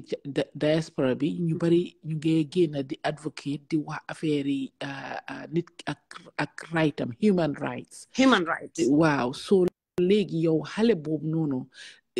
mooy number 1 ba pare nga ñëw si jigéen ñi léegi yow xale yi ñaata xale nga fone ndax moom la ñoo gis ñu ngi na abuse or waxuma sax mentally bi xale yi seen with the mental status and stuff like that yi ñoo dem through si seen life waaye yow da nga gis xalel nekk ci mbedd bi ñu ngi koo jam ñu ngi koo lii and these things start from the house bi xale bi juddoo yaroo fa màggee fa njëkka ba pare mu dem ci mbedd bi so obviously fa nga ne na yow sëy billahi dangaa wax ba ëllëg gis nga Gambia ma wax ne man foog ma ne ñun suñ génération bi sax dinañ change Gambia dama fa ne suñ setaate ñooy change Gambia non du am gis nga ba pare xam nga lan moo fa miiti wallahi ñi bëgguñ Gambia bëgguñ ko jànga Gambia bëgguñ ko jànga Gambia dañ bëgg a koo xam ne jàngul fi soo jàngee sax nga bëgg a jegeñ nga bëgg a leen a jegeñ they stay away dañooñ fexe ba yow sa boppa yow yaay discourage nga give up nga bàyyi nga dem sa yoon ak seen norme bi ak seen own system seen own cult is a culture soo ñëwee soo jàngee sax nga ñëw dañoo ne ki xamul boppam waaw dañoo ne ki xamul boppam it's a culture fi lañ toog si des dinañ am there is a reason waaw for why kon sanga lu nit ki bu ko def lu baax rek there is a reason luñ la wax dañ laa discourage ba pare ku si nekk bëgg na see am cote su fekkee ne óor na leen ne affaire yi xaalis la ñii dinañ si lijjanti pour am si seen cote ak yooyu for what keroog dama doon seetaan ñuy wane am na ko aj nataal muy wane Gambia in the 80s in the 70s and 80s 60s 70s 80s ba early 90s before Baba Jawara before Yaya Jammeh take over at least tane woon na mu ngi clean on neat bunti kër yi soo romba time boobu noonu dañ jee da nga gis ñeneen ñi suñu amul peinture bu cher bi sax ñu white wash seen bunti kër yi seen walls yi understand waaye léegi xoolal Gambia ana cleaner si soo nekkee cleaner yow moom dañ la tam as you know as the poorest like you dañ la origa dañ la xeeb dañ xeeb fóotkat yi cleaner si dañ leen def waaye ñun suñ génnee suñ dëkk bi yan façon liggéey la jee def fi balaa ñoo exactly ba pare kat moo la cleaners yooyu noonu ak jaaykati marché yi ak fóotkat boobu ñoo nekk di pay for their children nekk for ñoom seen bopp seen own children ñu dem school ba wàcca from that ba pare cleaning ñi nekk ci government bi ak police yi maa ngi wax de Wow, man suma papa police la woon, and then I man will mi say tam this. man mi sax Wow, sama and I will police la say woon this. waaye Our département dads na traatu ma ci. did not do those kind of stuff. The kaba kaba ci ron di def yooyu nonsense yooyu noonu.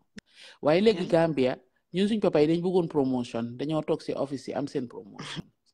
Waaye léegi Gambia ñu si bari ñi soog a ñëw yow bëgguñ promotion. They would rather be outside there on the street, especially policy, pour ñu mën a make seen money bi. ba pare ñii nii di def loolu noonu ñoom seen boppa ak seen boss yi dañoo am seen hand in hand they work hand in hand ñoom tam ñu am si xaalis bi so léegi Gambia daal mooy gis sa boppa gisuñ keneen lu dul seen boppa léegi fay bi léegi the income bi nga am noonu soo toogee si office bi doo ko mën a am because fay bi baaxul sëy lu nekk mu ngi cher ñooñu tamit on the other hand soo ko xoolaat ko tamit ñoom ñu ngi liggéey te mënuñoo dem feed seen family bi so they have to go out there ñun Gambia dafa mel ni like it's like dafa mel ni gis nga boomerang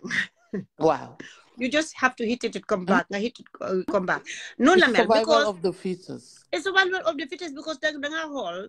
man am na like I'm talking about special education am na benn teacher bu mu musoon tu benn sax o ñaar o ñetta ñi nga xam ne ma ne you know dañ bëgg a pour ñoom tamit seen school si pour ñoom si boppa ñu mun a indi yenn xale yi nga xam ne ñoom dinañ leen mun a tij ñoom waaye suñ amee the training so da nga gis ne kooku noonu even salary am doyut man dama lay xool ñi nga xam ne dañ dey use the excuse because you go and sign for a job right you have to work you're giving back to your country and these are all noble jobs you know you're giving back to your country waaye loolu minute ne you have to be like you know corrupt you don't have to be corrupt because am na ñeneen ñi receive the same salary and still ñu ngi nako do te ñu ngi struggle but they have the heart pour ñu you know pour ñu change lives I know so there are a lot of people ñi nga xam ne seen integrity ba léegi mu ngi intact soo leen joxe the opportunity they will do wonders but ñooñu lañ doon xool sax not everybody is the same bëgguñ fa sañu ni ñu noonu the moment ñu gis ne yaa ngi ñu ngi try pour def loo xam ne dañ laa randal si boor boobu you cannot be there exactly they have to make sure that you're gone because bëgguñ fa sañu nit boobu noonu dañ naan kii dafa ñëw pour yaaxal ñu exactly kii dafa ñëw pour yaaxal ñu amukaay bi la moo because the person is honest and the person wants to make sure that they are inclusive Gambia moo mel noonu ñi nga xam ne ñoom ñoo war a defaruñ ñi war a defaruñ Gambia is tiring but 58 years we just have to look at where we are ba pare màgget yi yëpp a de war a dem toog ñu jox ñu brain si ñu take over ñoom ñi jànga xale yu bari ñu ngi jànga nit ñaa ngi jànga you know am na ñoo xam ne ñu ngi si diaspora bi suñu bëgg nañ koo def wante duñ leen votal sax suñ demee Gambia pour taxaw ne dañoo taxaw élection bëgguñ ko jànga bëgguñ dara na ñëw rek may la benn saaku maa la jox leen nga ne ok foofu laay saane ñu may la lii def la lii jox la lale we are a little bit selfish people in a way I don't mean it to be rude I don't mean it to be rude I just said because ñun dañoo seet ba danga xool naka doon sax danga am pour nga am njëriñ fenn dafa am there must be some benefit or it's either yow fii nga bëgg because sa maam yi foofu lañu yaaga support sa yaay yi foofu lañu yaaga support den nga ñëw si ñun foofu lañu support that's it I will not even see bëgguma jox nobody opportunity it should be that's it man fii laa ko gisee foofu la ko ñëpp war a gisee or then you know hell will break loose hell will break loose so dañ am pour ñu step back pour ñu seet because man dama foog ne Gambian bi léegi war naa mën a toog pour mu seet ne you know he is asking danga toog nga seet nga ne where is the healthcare pour suma doom bi tey su feebaree suma yaay su feebaree suma papa su feebaree danga ne where is the good quality education pour suma doom bi ana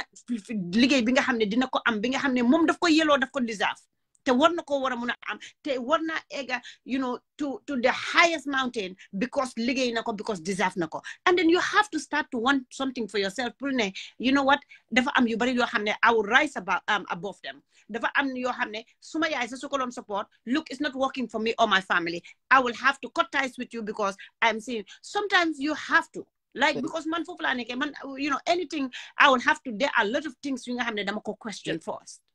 am na yu bari I don't care like who it involves or whether family or friend I have to look at it money ndax lii you know ndax benefit na ma ndax benefit na suma askan or the whatever you know causes you might fight for I will question it so and this is yes. So xam question léegi be selfish that way. xam nga comme ñun fii soo feebaree ñuy la jàngal di la educate about your sickness and whatsoever di la wax everything lii la garab bi soo ko jëlee lii la indi lii di la jox options di wax ak yow di la console waaye Gambia danga nit dafa dem def blood works rek ñu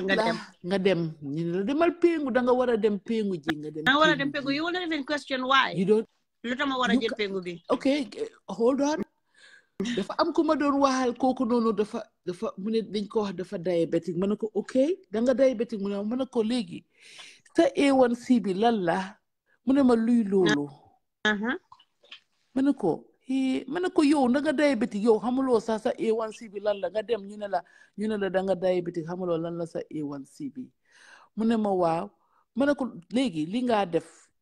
soo dematee sa ma ne ko every 3 months da nga war a dem pour sa dañoo check sa A1C bi ma ne ko loolu dafa different ak bi nga dee def ci kër bi A1C test bi ak sa blood sugar lii bi nga glucose level bi nga check ci kër gi is different so léegi da nga dem ma ne ko next time you go there ask them mu ne ma ngi am appointment waati pour ma dem check suma lii bi ma ne ko ok léegi soo demee nga laaj leen mu ne ma awa ñii soo leen a laajee rek ñu sipla boo leen ma ne la ilaha illallah muhammad rasulullah ma ne ko soo leen laajee ñu sipla yow ñii dañ la war a wa ma ne ko sax naa xamuloo ne loolu sa right la mu ne ma fii Gambia soo fi nekkee di bugg a wane right si health care bi fii nii si lopitaan yi dañ laa tegee boor duñ la faale duñ la toppatoo ma ne waaw léegi yow sa docteur yi nga war a laajte pour nga am closure pour nga understand nga be well informed about how you can care for yourself even better so ñooñu suñ la bëggut a provide with the answers yi nga bëgg so I don't know where you going kooku man maa ngi ko bëgg a dimbale sax man maa ngi ko bëgg a dimbale nga xam ne because seen garab yi ngeen a jox noonu tamit too much every day nga bëgg a depend si moom dama ko bëgg a dimbale pour bu mu depend si garabam bi too much ma bëgg a xam fan la toolu pour mu wax ma mën a koo jàppale nga xam ne du depend si garab yi moo naan mu jéem a seet naka laa wàññi affaire bi on her own work on her own mu toppatoo boppam dan mu nekka ñu ko jox seen garab yooyu noonu xamut lan la yow xamuloo ban level nga nekka ban nomba la sa A1C bi xamuloo nomba bi ñu laa jox garab every month or whatsoever it's just sad hey am na benn bi suma sister moo feebar mu ngi tëddal lopitaan suma yaay maa ngi kool maa ngi wax suma yaay ma dégg ko mu ngi wax benn meer ma dégg mu ngi wax ne waaw ñu ne garab dañ ma bindal pour ma jënd garab waaye ñu ne clina bi moo ko am sëy wallahi dama jógee si lii fajar maa ngi tëdda fii si suma couch di seetaan suma TV duma fen ci lii I had this nobody told me man maa ko dégg si suma noppa bi waaw mu ngi wax ak kooku bi mu liyee ma ne ko yaay ko kan la noonu ma ne ko yaay mu ne dafa di jënd ji garab si lii ma ne ko yaay jox ma ko si téléphone ma naan ko yaay baalal ma nga jox ma téléphone bi jox ko téléphone ba moom mu ne ma awa bàyyi kii si jàmm soo mu ne fu mu la dem jëlee ñu noonu garab si clina bi ordli bi si clina bi la doon ut ñu ne dañ ko mu ne nurse bi moo ko mu ne ba pare mu ne nurse bi moo ko wax ne clina bi mu ngi amee garab bi mu ngi koo jaay nobody told me this I had this subhanallah ak suma noppa maa ko dégg waaw boobu kenn waxuma ko de man maa ko dégg maa ngi si téléphone bi ak suma yaay ñu ngi wax mu ngi wax ak kooku mu ne xaw ma doomam moo tëdda foofu noonu or somebody kooku ñu ne dañ ko prescribe so léegi the nurse told her to go look for the cleaner to get the medication and buy the medication from the cleaner ko yaay jox ma ko mu ne ma awa ñaan naa la baalal ñu rek yow yéen a ngi foofu bàyyi kii mu ne kii fi mu nekk nii yéen a ngi fii yéen a ngi foofu noonu waaw da ngeen ñu dugg si fi trouble Allah mu ne ma kii fi mu nekk nii soo ko li nga ko wax soo ko waxee du ko dégga kii fi mu nekk nii da ngeen wax nañ ko ne ko garab bi mooy faj doomam garab boobu daal moom fi mu nekk nii loolu la def si xelam bi mentally right now loo ko wax du ko dégga bàyyi ko rek mu ne ma man loo am ko na ñeneen naka doon sax dama leen woon ne soo demee si lopitaan bi am na kenn ku ma mosoon a kool mu ne ma demoon suma doom bi mu ne ko yow sa doom bi mu ne ma ne ko xanaa la mooy condition am mu ne ma boobu de xaw ma de mu ne ma docteur bi mu ne dafa am lu ko jot mu ne ma wax na ko de mu ne lu ko jot waaye man xaw ma loolu lan la so mu ne ma waaye dafa am ku ma doon waxal mu ne kooku noonu mu ne suma la koolee hit ne yow di nga xam lan moo jot suma doom bi ma ne ko xam nga ne man nekkuma docteur mu ne ma dee ma ne ko xam nga nekkuma noos mu ne ma dee ma ne ko jàngaat school bi laa wax high school foofu laa mu ne ma wax ma ne ko léegi man naka laa mun a waxee yow sa doom bi lu ko jot waaye den ma réalise waaye ma at one on one rek ma ne hit na doomam bi dafa am Down syndrome. waaw so because nga Down syndrome dañ dee waaw am the same characteristics. waaw xam naa loolu moo tax gars yi ne ko pour mu call ma so noonu laa ko yow ma ne ko ne ni ñoo waxee rek téléphone am bi jeex dafa mel ni dama xam ne téléphone am bi naka dafa dog mu collé ma beneen number ma ne ko sa line bi dafa jeex naka data bi dafa jeex mu ne ma waaw so mu ne ma keneen laa aaba téléphone am bi ma ne ko ok ring of fall ma jëndal ko lifin naka to disa yes, because ñu dañ ko la mën a jënd fii si fana yem sax tamit di same so I bought it here and then ma yónnee ko nga de koolaat ko si number bi ma ko last callé moo ko de jëndal naa la data mu xaw ma jëndal naa la crédit bi so mu dugalaat call ma so ma ne ko ok léegi defal sa téléphone bi ma ne ko ne yaa ngi ok pour nga mun a gis nga mun ma naka ma ñëw vidéo mu ne ma waaw ma ne ko because dama bëgg a xool sa doom bi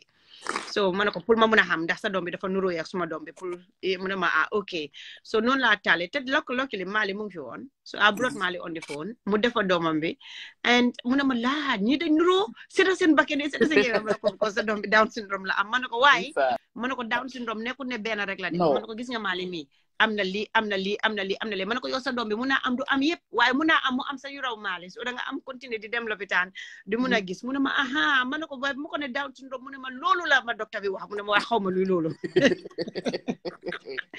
mu ne ma xaw ma they're given diagnosis but the people ba pare da ngaa fàttali ko ne duñ leen di educate no but even ñu jox la the diagnosis right there and then doolee xam everything because you la just wane sa doom bi dafa am something so loolu yëpp yaa ngi ko take in just that information because right now yàgg nga ko xam wala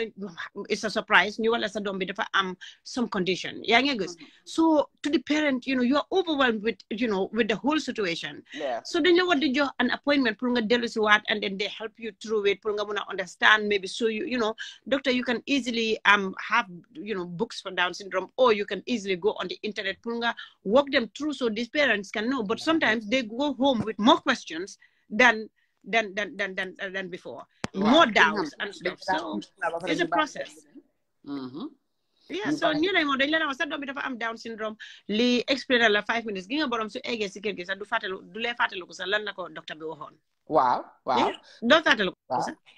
ba pare si saa si su ko defee ñi si kër gi commencé di jaafa doomam bi dafa dof. doomam bi dafa lii. ñorut li but loolu man dama ne nguur gi ñoo ko alaaw because tey bi ni man soo ma nekkoon suma kër like right now comme su ma demoon wàccan ni ak Mali nit ñoo ne ma Seynabou doomam bi moom dafa dof doomam bi dafa dof I always like to am na ñeneen dañ dee def just make ignorant comment te they don't mean like to harm you or anything it's just the way they say it is just insulting to you it's just insulting yes so things like that dama lay wan déedéet yaa ngi wane man sama doom bi lii jotu ko de lii ak nii te lii moo tax mu mel nii so I'm able to explain but like where I'm talking about Monica comme like outright disrespect boobu moom I will not take it boobu moom jaral na ma dama ne suma sister fii tamit ma ne ko ne gis nga man ma ne ko sant yàlla ma ne ko because man bañuma pour every day maa yow ñu eewu ñu dem toog sa bunti koot bi I don't care you understand if you're coming to just pour nga xam ne li nga xam ne is premeditated pour yow nga ñëw rek pour nga disrespect suma doom because suma doom dafa am special needs man dama jur doom bu am special needs that one you have to be ready for a lifetime journey bi nga xam ne man maa yow dinañ bugg di dem court all the time ba pare police station bi we are not bokku tamit foofu daan duñ fa gom because you are not going to insult doom bi nga xam ne yàlla ma ko may you are not just going to insult my gift from God you are not te man tamit kenn moo war a jóg rek wane joxe benn exemple di nga gis ne ñu bari ba pare non exemple bi Gambia la war a amee because exemple bi moo nekk pour nga dem nga fekk si benn kër bi nga xam ne xale bi ñu ngi ko néglet police yi boobu lañu war a enu ak social service ñu enu ñooñu yóbbu leen court ba pare won leen ne xale bi amu leen right pour ngeen treat ko this way. yaa ngi understand foofu la war a starté because kama wala social service and the police and departments and the naka la sa youth ministry of ministry be responsible for children gis nga foofu la war a starté gis nga once you get pick up the parents and caregivers one by one and then guess what dafa force society because yow soo buggee wax da nga ne hey xale yi léegi soo leen laalee yaa ngi understand hey xale yi soo leen li fi ne I don't know why we should have social services because social services even in the schools they're supposed to go there dañ ko war a nekk everywhere they're supposed to go there di check xale yi am special need ñu am one-on-one ak ñoom toog ak ñoom di leen check on waa ban school ngay wane foofu lay war a dem toog school yi yëpp déedéet ba pare boo déggee yaa ngi dem di fa fekk special needs fekk am na schools yi nga xam ne naka mainstream schools yi nga xam ne am na ñu am special needs mën nañ faa dem that one I'm not talking about but I'm just talking about ñi nga xam ne they have global developmental delays ñi nga xam ne they have like physical challenges ñi nga xam ne comme waxuma ma ne social services pour ñi ñoo abusé ñi nga xam ne dañu am special needs lii nii ak yooyu noonu loolu laay wax ni ak parents yi nga xam ne nit ñi nga xam ne dañoo nekk di dóor xale yi ak yooyu man in general foofu laay waxee they need to look into that side wala gis nga ñi bullying school yi nii because they are not ready Gambia responsibility lañ war a boobu lañ war a jël because kama wala leena special education suñ ko bilee si country boobu noonu the work boom involved and responsibilities yim ñëwal yooyu la government bañ a jël that's the whole thing because yow xam nga ne soo yóbboo foofu noonu xale bi nga xam ne xale bi dafa suffer with epilepsy te mu ngi si school bi te kii dafa am seizures a lot so da nga su daanoo foofu noonu you will have to take the child to the hospital yaa ngi understand and then ñeneen dañ war a administer seen medications around the clock so xale bi suñ ko indee school yaayam mu ne la awma medication bi the school don't want to take the burden yaa ngi understand so xale boobu noonu ba pare ñi nga xam ne wheelchairs xale bi su demee sax su amutee wheelchair su ko yaayam bootee indi ko si school bi teg ko fa when the teacher wants to take that child out or teaching personal care they have to have all of this equipment they don't want to take responsibilities it's all loolu rek la lu tax yow and there are so many so many places man maa ngi wax nit yi nekkuma because nit yi soo waxee special needs you have to really be specific me I'm talking about understand nga ñi nga xam ne dañ am cerebral palsy ñi nga xam ne dañ am severe mental challenges ñi nga xam ne ñooñu consider wuñ leen ne duñ mën a nekk si school yow yaay bi sax doo ko mën a ekkati yóbbu ko si mainstream school these are the ones I'm talking about you opening a school bi nga xam ne di xale yi ne dinañ am access pour ñu dem foofu the government is not ready to take responsible and any of the governments mooy the Jawara government or the Jammeh government or the Barrow government, none of them are willing to take any just school just put the equipment we saw. I've got normal Gambia in schools, normal schools, normal mainstream schools. You go and build these classrooms. Ndadu, definitely for blackboard. Wow, I know. Some schools are update ñu ngi technology and all of these things ba pare nga tegal leen foofu noonu seen toogu yi ak seen table yi ñii ñu ngi dem dañoo dem rek toog seen table yi nga jànga when you are talking about a special needs school it's not about just building a place like a building and tegal leen fa toogu ak table that is not you have to bring moving aids yi nga xam ne for these kids build the ramps provide mobility aids and provide a lot of assistance di nga leen tegal foofu noonu ay moto pour xale yi suñu amee maybe indiwute ambulance but they will have some school vehicles yi nga xam ne dinañ mën a transport xale yi pour dimbale some of this they don't want to take the responsibility because they know it's expensive and they know ne it's a lot of resources la ñoo war a am pour dugal foofu and then you will have to have community nurses in there di nga war a am social service intervention in there di nga am lot of things because you are dealing directly with the parents they don't want to take responsibilities they know why they did money you will see in the whole country musuta be ben of this government nanguta jël the responsibility pour even be one special education school bi nga xam ne it is provide care and support and give them the education we deserve through learn and play or different techniques of learning duñ ko nangoo def they don't want to boobu dafa jël lot of resources so they will not want it duñ ko def sadly no waaye daal mu ngi ne ñu continuer di ñaan God bless your heart say God ñu bless ñoo ko your bokk heart waaye man maa ngi ñaan rek yéen ñu yàlla dimbale rek ba teg ñu because we don't do it because we don't have the funding we still don't have the funding to open but that will be my that is one of my ma dama lay wax ne suñu mënut a operate as school sax but ñu mën a am a center but then again lu la yàlla wërsa yàlla rek la the heart is there but the financing and the finances and the resources are not there du yomba waaye anyway mu ngi nii de waaye mu ngi nii waaye happy Independence Day ñu dem enjoy luñ mën a enjoy I know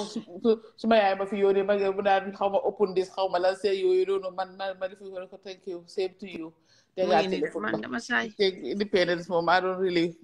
feel no man léegi Independence Day moom léegi it's just that there is a lot of things definitely to be proud of for that country but there are things also yi nga xam ne that is just I know disappointing it's just disappointing yeah waaye jërëjëf fole mu tamit tamit ngeen enjoy su baaba joxee xale yu ndaw yi foofu noonu rek pour ñu dem jël take over foofu noonu yow bàyyi suma baaba kooku bokkut bàyyi suma baaba waxal baaba rek bu joxe xale yu ndaw yi rek xale yu ndaw yi take over ma ne baaba demut fenn mu ngi toog baaba demut fenn mu ngi toog bàyyi suma baaba waaye waxal baaba yow tamit mu dem waaye bu joxe fenn la demut fenn mu ngi toog mu ngi toog xale yi dañoo pare ñu wane ne dañ bëgg a liggéey waaw ñu bàyyi leen waaye xale yi ne pare wuñ xale yi gis ñoo toog foofu dañ bëgg a baaba rek mu jox kenn xale yi pareegut baaba tamit foog mu xool xale yi ñoo pareegut su xale yi paree bañ woon ko ñu am xale yu pare xale yi pare ne dina leen am na xale yu pare waxal baaba rek si léegi nag may seetaan ma ne xaaral ma góor a Yaaya Jammeh even 1 billion may seetaan fen laa la wax ak sa lifi yi si suma fecca bi ba léegi suma fecca bi maa ngi ko déposé pour suñu ne suma fecca bi ba léegi maa ngi ko déposé te fecca gi ma pare loon nii dinaa ba léegi maa ngi ko déposé non di ma bàyyi bu popin as memory ba bëgg ko siyaawaat ana say Touray di nga soo ko siyaawatee dañoo dem court Facebook daf ñoo defara special inquiry ba xaaral ba bàyyi ko bu ko break xaatam bi at this point non fu mu nekk nii maa mënut a jël dama laa jot dañoo dem am pour ñu commission dañoo njëkk a def commission ba pare ñu mujjee court non fecca boobu noonu dama ko déposé maa ngi xaar léegi ñu seen ma message la ñoo la suñu ma gisee ma seen dara na ndeysaan they have so much respect nag pour man nag duñ ma dee saaga dañoo ñëw nga gis nag ñu jël awalamin yow hey awalamin xam nga yow suñ nit ndeysaan xam nga yow dañ la respect yow dañ la bëgg yow da nga war a ñëw sax ma ne wala ne dañ ñoo laaj ma man suma vidéo boobu noonu bi mu duggee sa loxo man si laa soona nañ ñëw laaj ma ne leen ngir yàlla yonte bi wala ngeen a WhatsApp ku seen timeline bi laajte leen ma man dama ko bëgg a yóbbu koot waaw suñ baaba mu ngi toog man ne la suñ baaba demul fenn xale yi ñoo pareegut dëkk bi dafa dysfonctionnel so du mun a pare léegi ba affaire si jekka xale yi toog ba pare réglé mu door a ne ok léegi fu mu nekk nii njaboot bi réglé nañ léegi nag ma mun a hand over waaye fu mu nekk nii non waaye fu mu nekk nag baaba dafa óol nag ma ne bàyyi leen ko age moom dafa age gracefully jox ñu brain si ñi jox ñëw bala nga wax yow sax bala nga wax ñu suñu baaba yow sa lifin boobu noonu nag seen président bi nag that's different di nga ko nga de xanaa du age dañoo wax du age dañoo déedéet di nga toolaale waxuma di bi de age bi laay wax age bi président bi kon age bi rek dafa Gambia is sinking America is not sinking it's gonna be easy for him naka yow doole mën a jël nag ngeen loolu laa la wax ba pare nag kooku noonu but if you're aged ba pare nga am pour dem through di dëkk boo xam ne dafa mu ngi sink already mu ngi ca biir pour nga jaxati ko amuloo doole boobu di loolu laay wax ma ne waaye ba léegi de comme que yéen a ngi amee seen bos bi rek bàyyi la ñoo ñun suñ bos bi baaba daal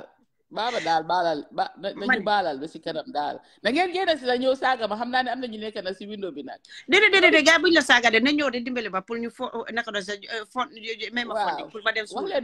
leen baaba ne ko rek mu lu fi gis nga ñun xoolal ñu suñ kër ñëpp ñëpp a ngi ci rooxiloo di jàppale rooxiloo mu ngi nii baaba yi doon mu ngi nii de rooxiloo de man affaire bi moom baaba rek mooy problème bi fi mu nekk ma ne bàyyil suñ baaba bi yow doo bàyyi suñ baaba bi ñaata baabas ñoo nekk foofu noonu bàyyi suñu baaba bi déedéet moom moo fa nekk président bi kan moo nekk président bi. ñu président bi la noo waxal xaw ma naka moom moo nekk pour taxaw président bi. ok Awa Lamin kañ tasee koot. Awa Lamin dañoo tasee koot. ñu jekkale ko foofu kole moom waxuma ko moom suñ président bi right now. defamation laa suy ji defamation. Mr Chicken kooku moom chicken moom du romba bunti State House moom. waaye anyway xaaral ma bàyyi la nga fonal ma xale yi yëpp. nañ ko dégg for everything. God bless your heart. yal na la yàlla jàppale. ak yow tamit yëpp nga nuyul ma boy bi tamit suma boy bi. waxal maali mu yónnee ma lifin man suma boss mu nga nelaw di moom dafa war a am géeb ñu ngi war a ñëw dem tournament man tam xam nga man tamit dama am boss. mu ngi ni moom laa la wax ni de dëkk bi de man dama jaaxal dëkk bi ni de xale yi ñooy boss yi fii. suma moto bi yëpp ay mbaajalaak yu kenn xamul suy practice ma nga nelaw. yombut de yombut di nooy def mu ngi ni waaye yàlla baax na waaye sant yàlla la sax comme que ñu ko mun a def rek loolu sant yàlla la. I know yàlla continué di leen sama suñu njaboot yi ñëpp. ok amiin yaa rabbi na amiin ok waay bala barke leen thank you so much thank you all right thank you everybody man maa nga ne leen ma tamit wrap up naa ma tamit celebrate naa fi wax naa fi suma naxaar ñàkk school si nit special needs school in Gambia métti na ma lool ak ñàkk like the healthcare and there's so many things yi nga xam ne shouldn't happen te mu ngi happen te continue to happen at 58 like I hope ne 59 60 61 but I hope ne dinañ am lot more to show and lot more to be happy and proud of so thank you ngeen am a good celebration baax na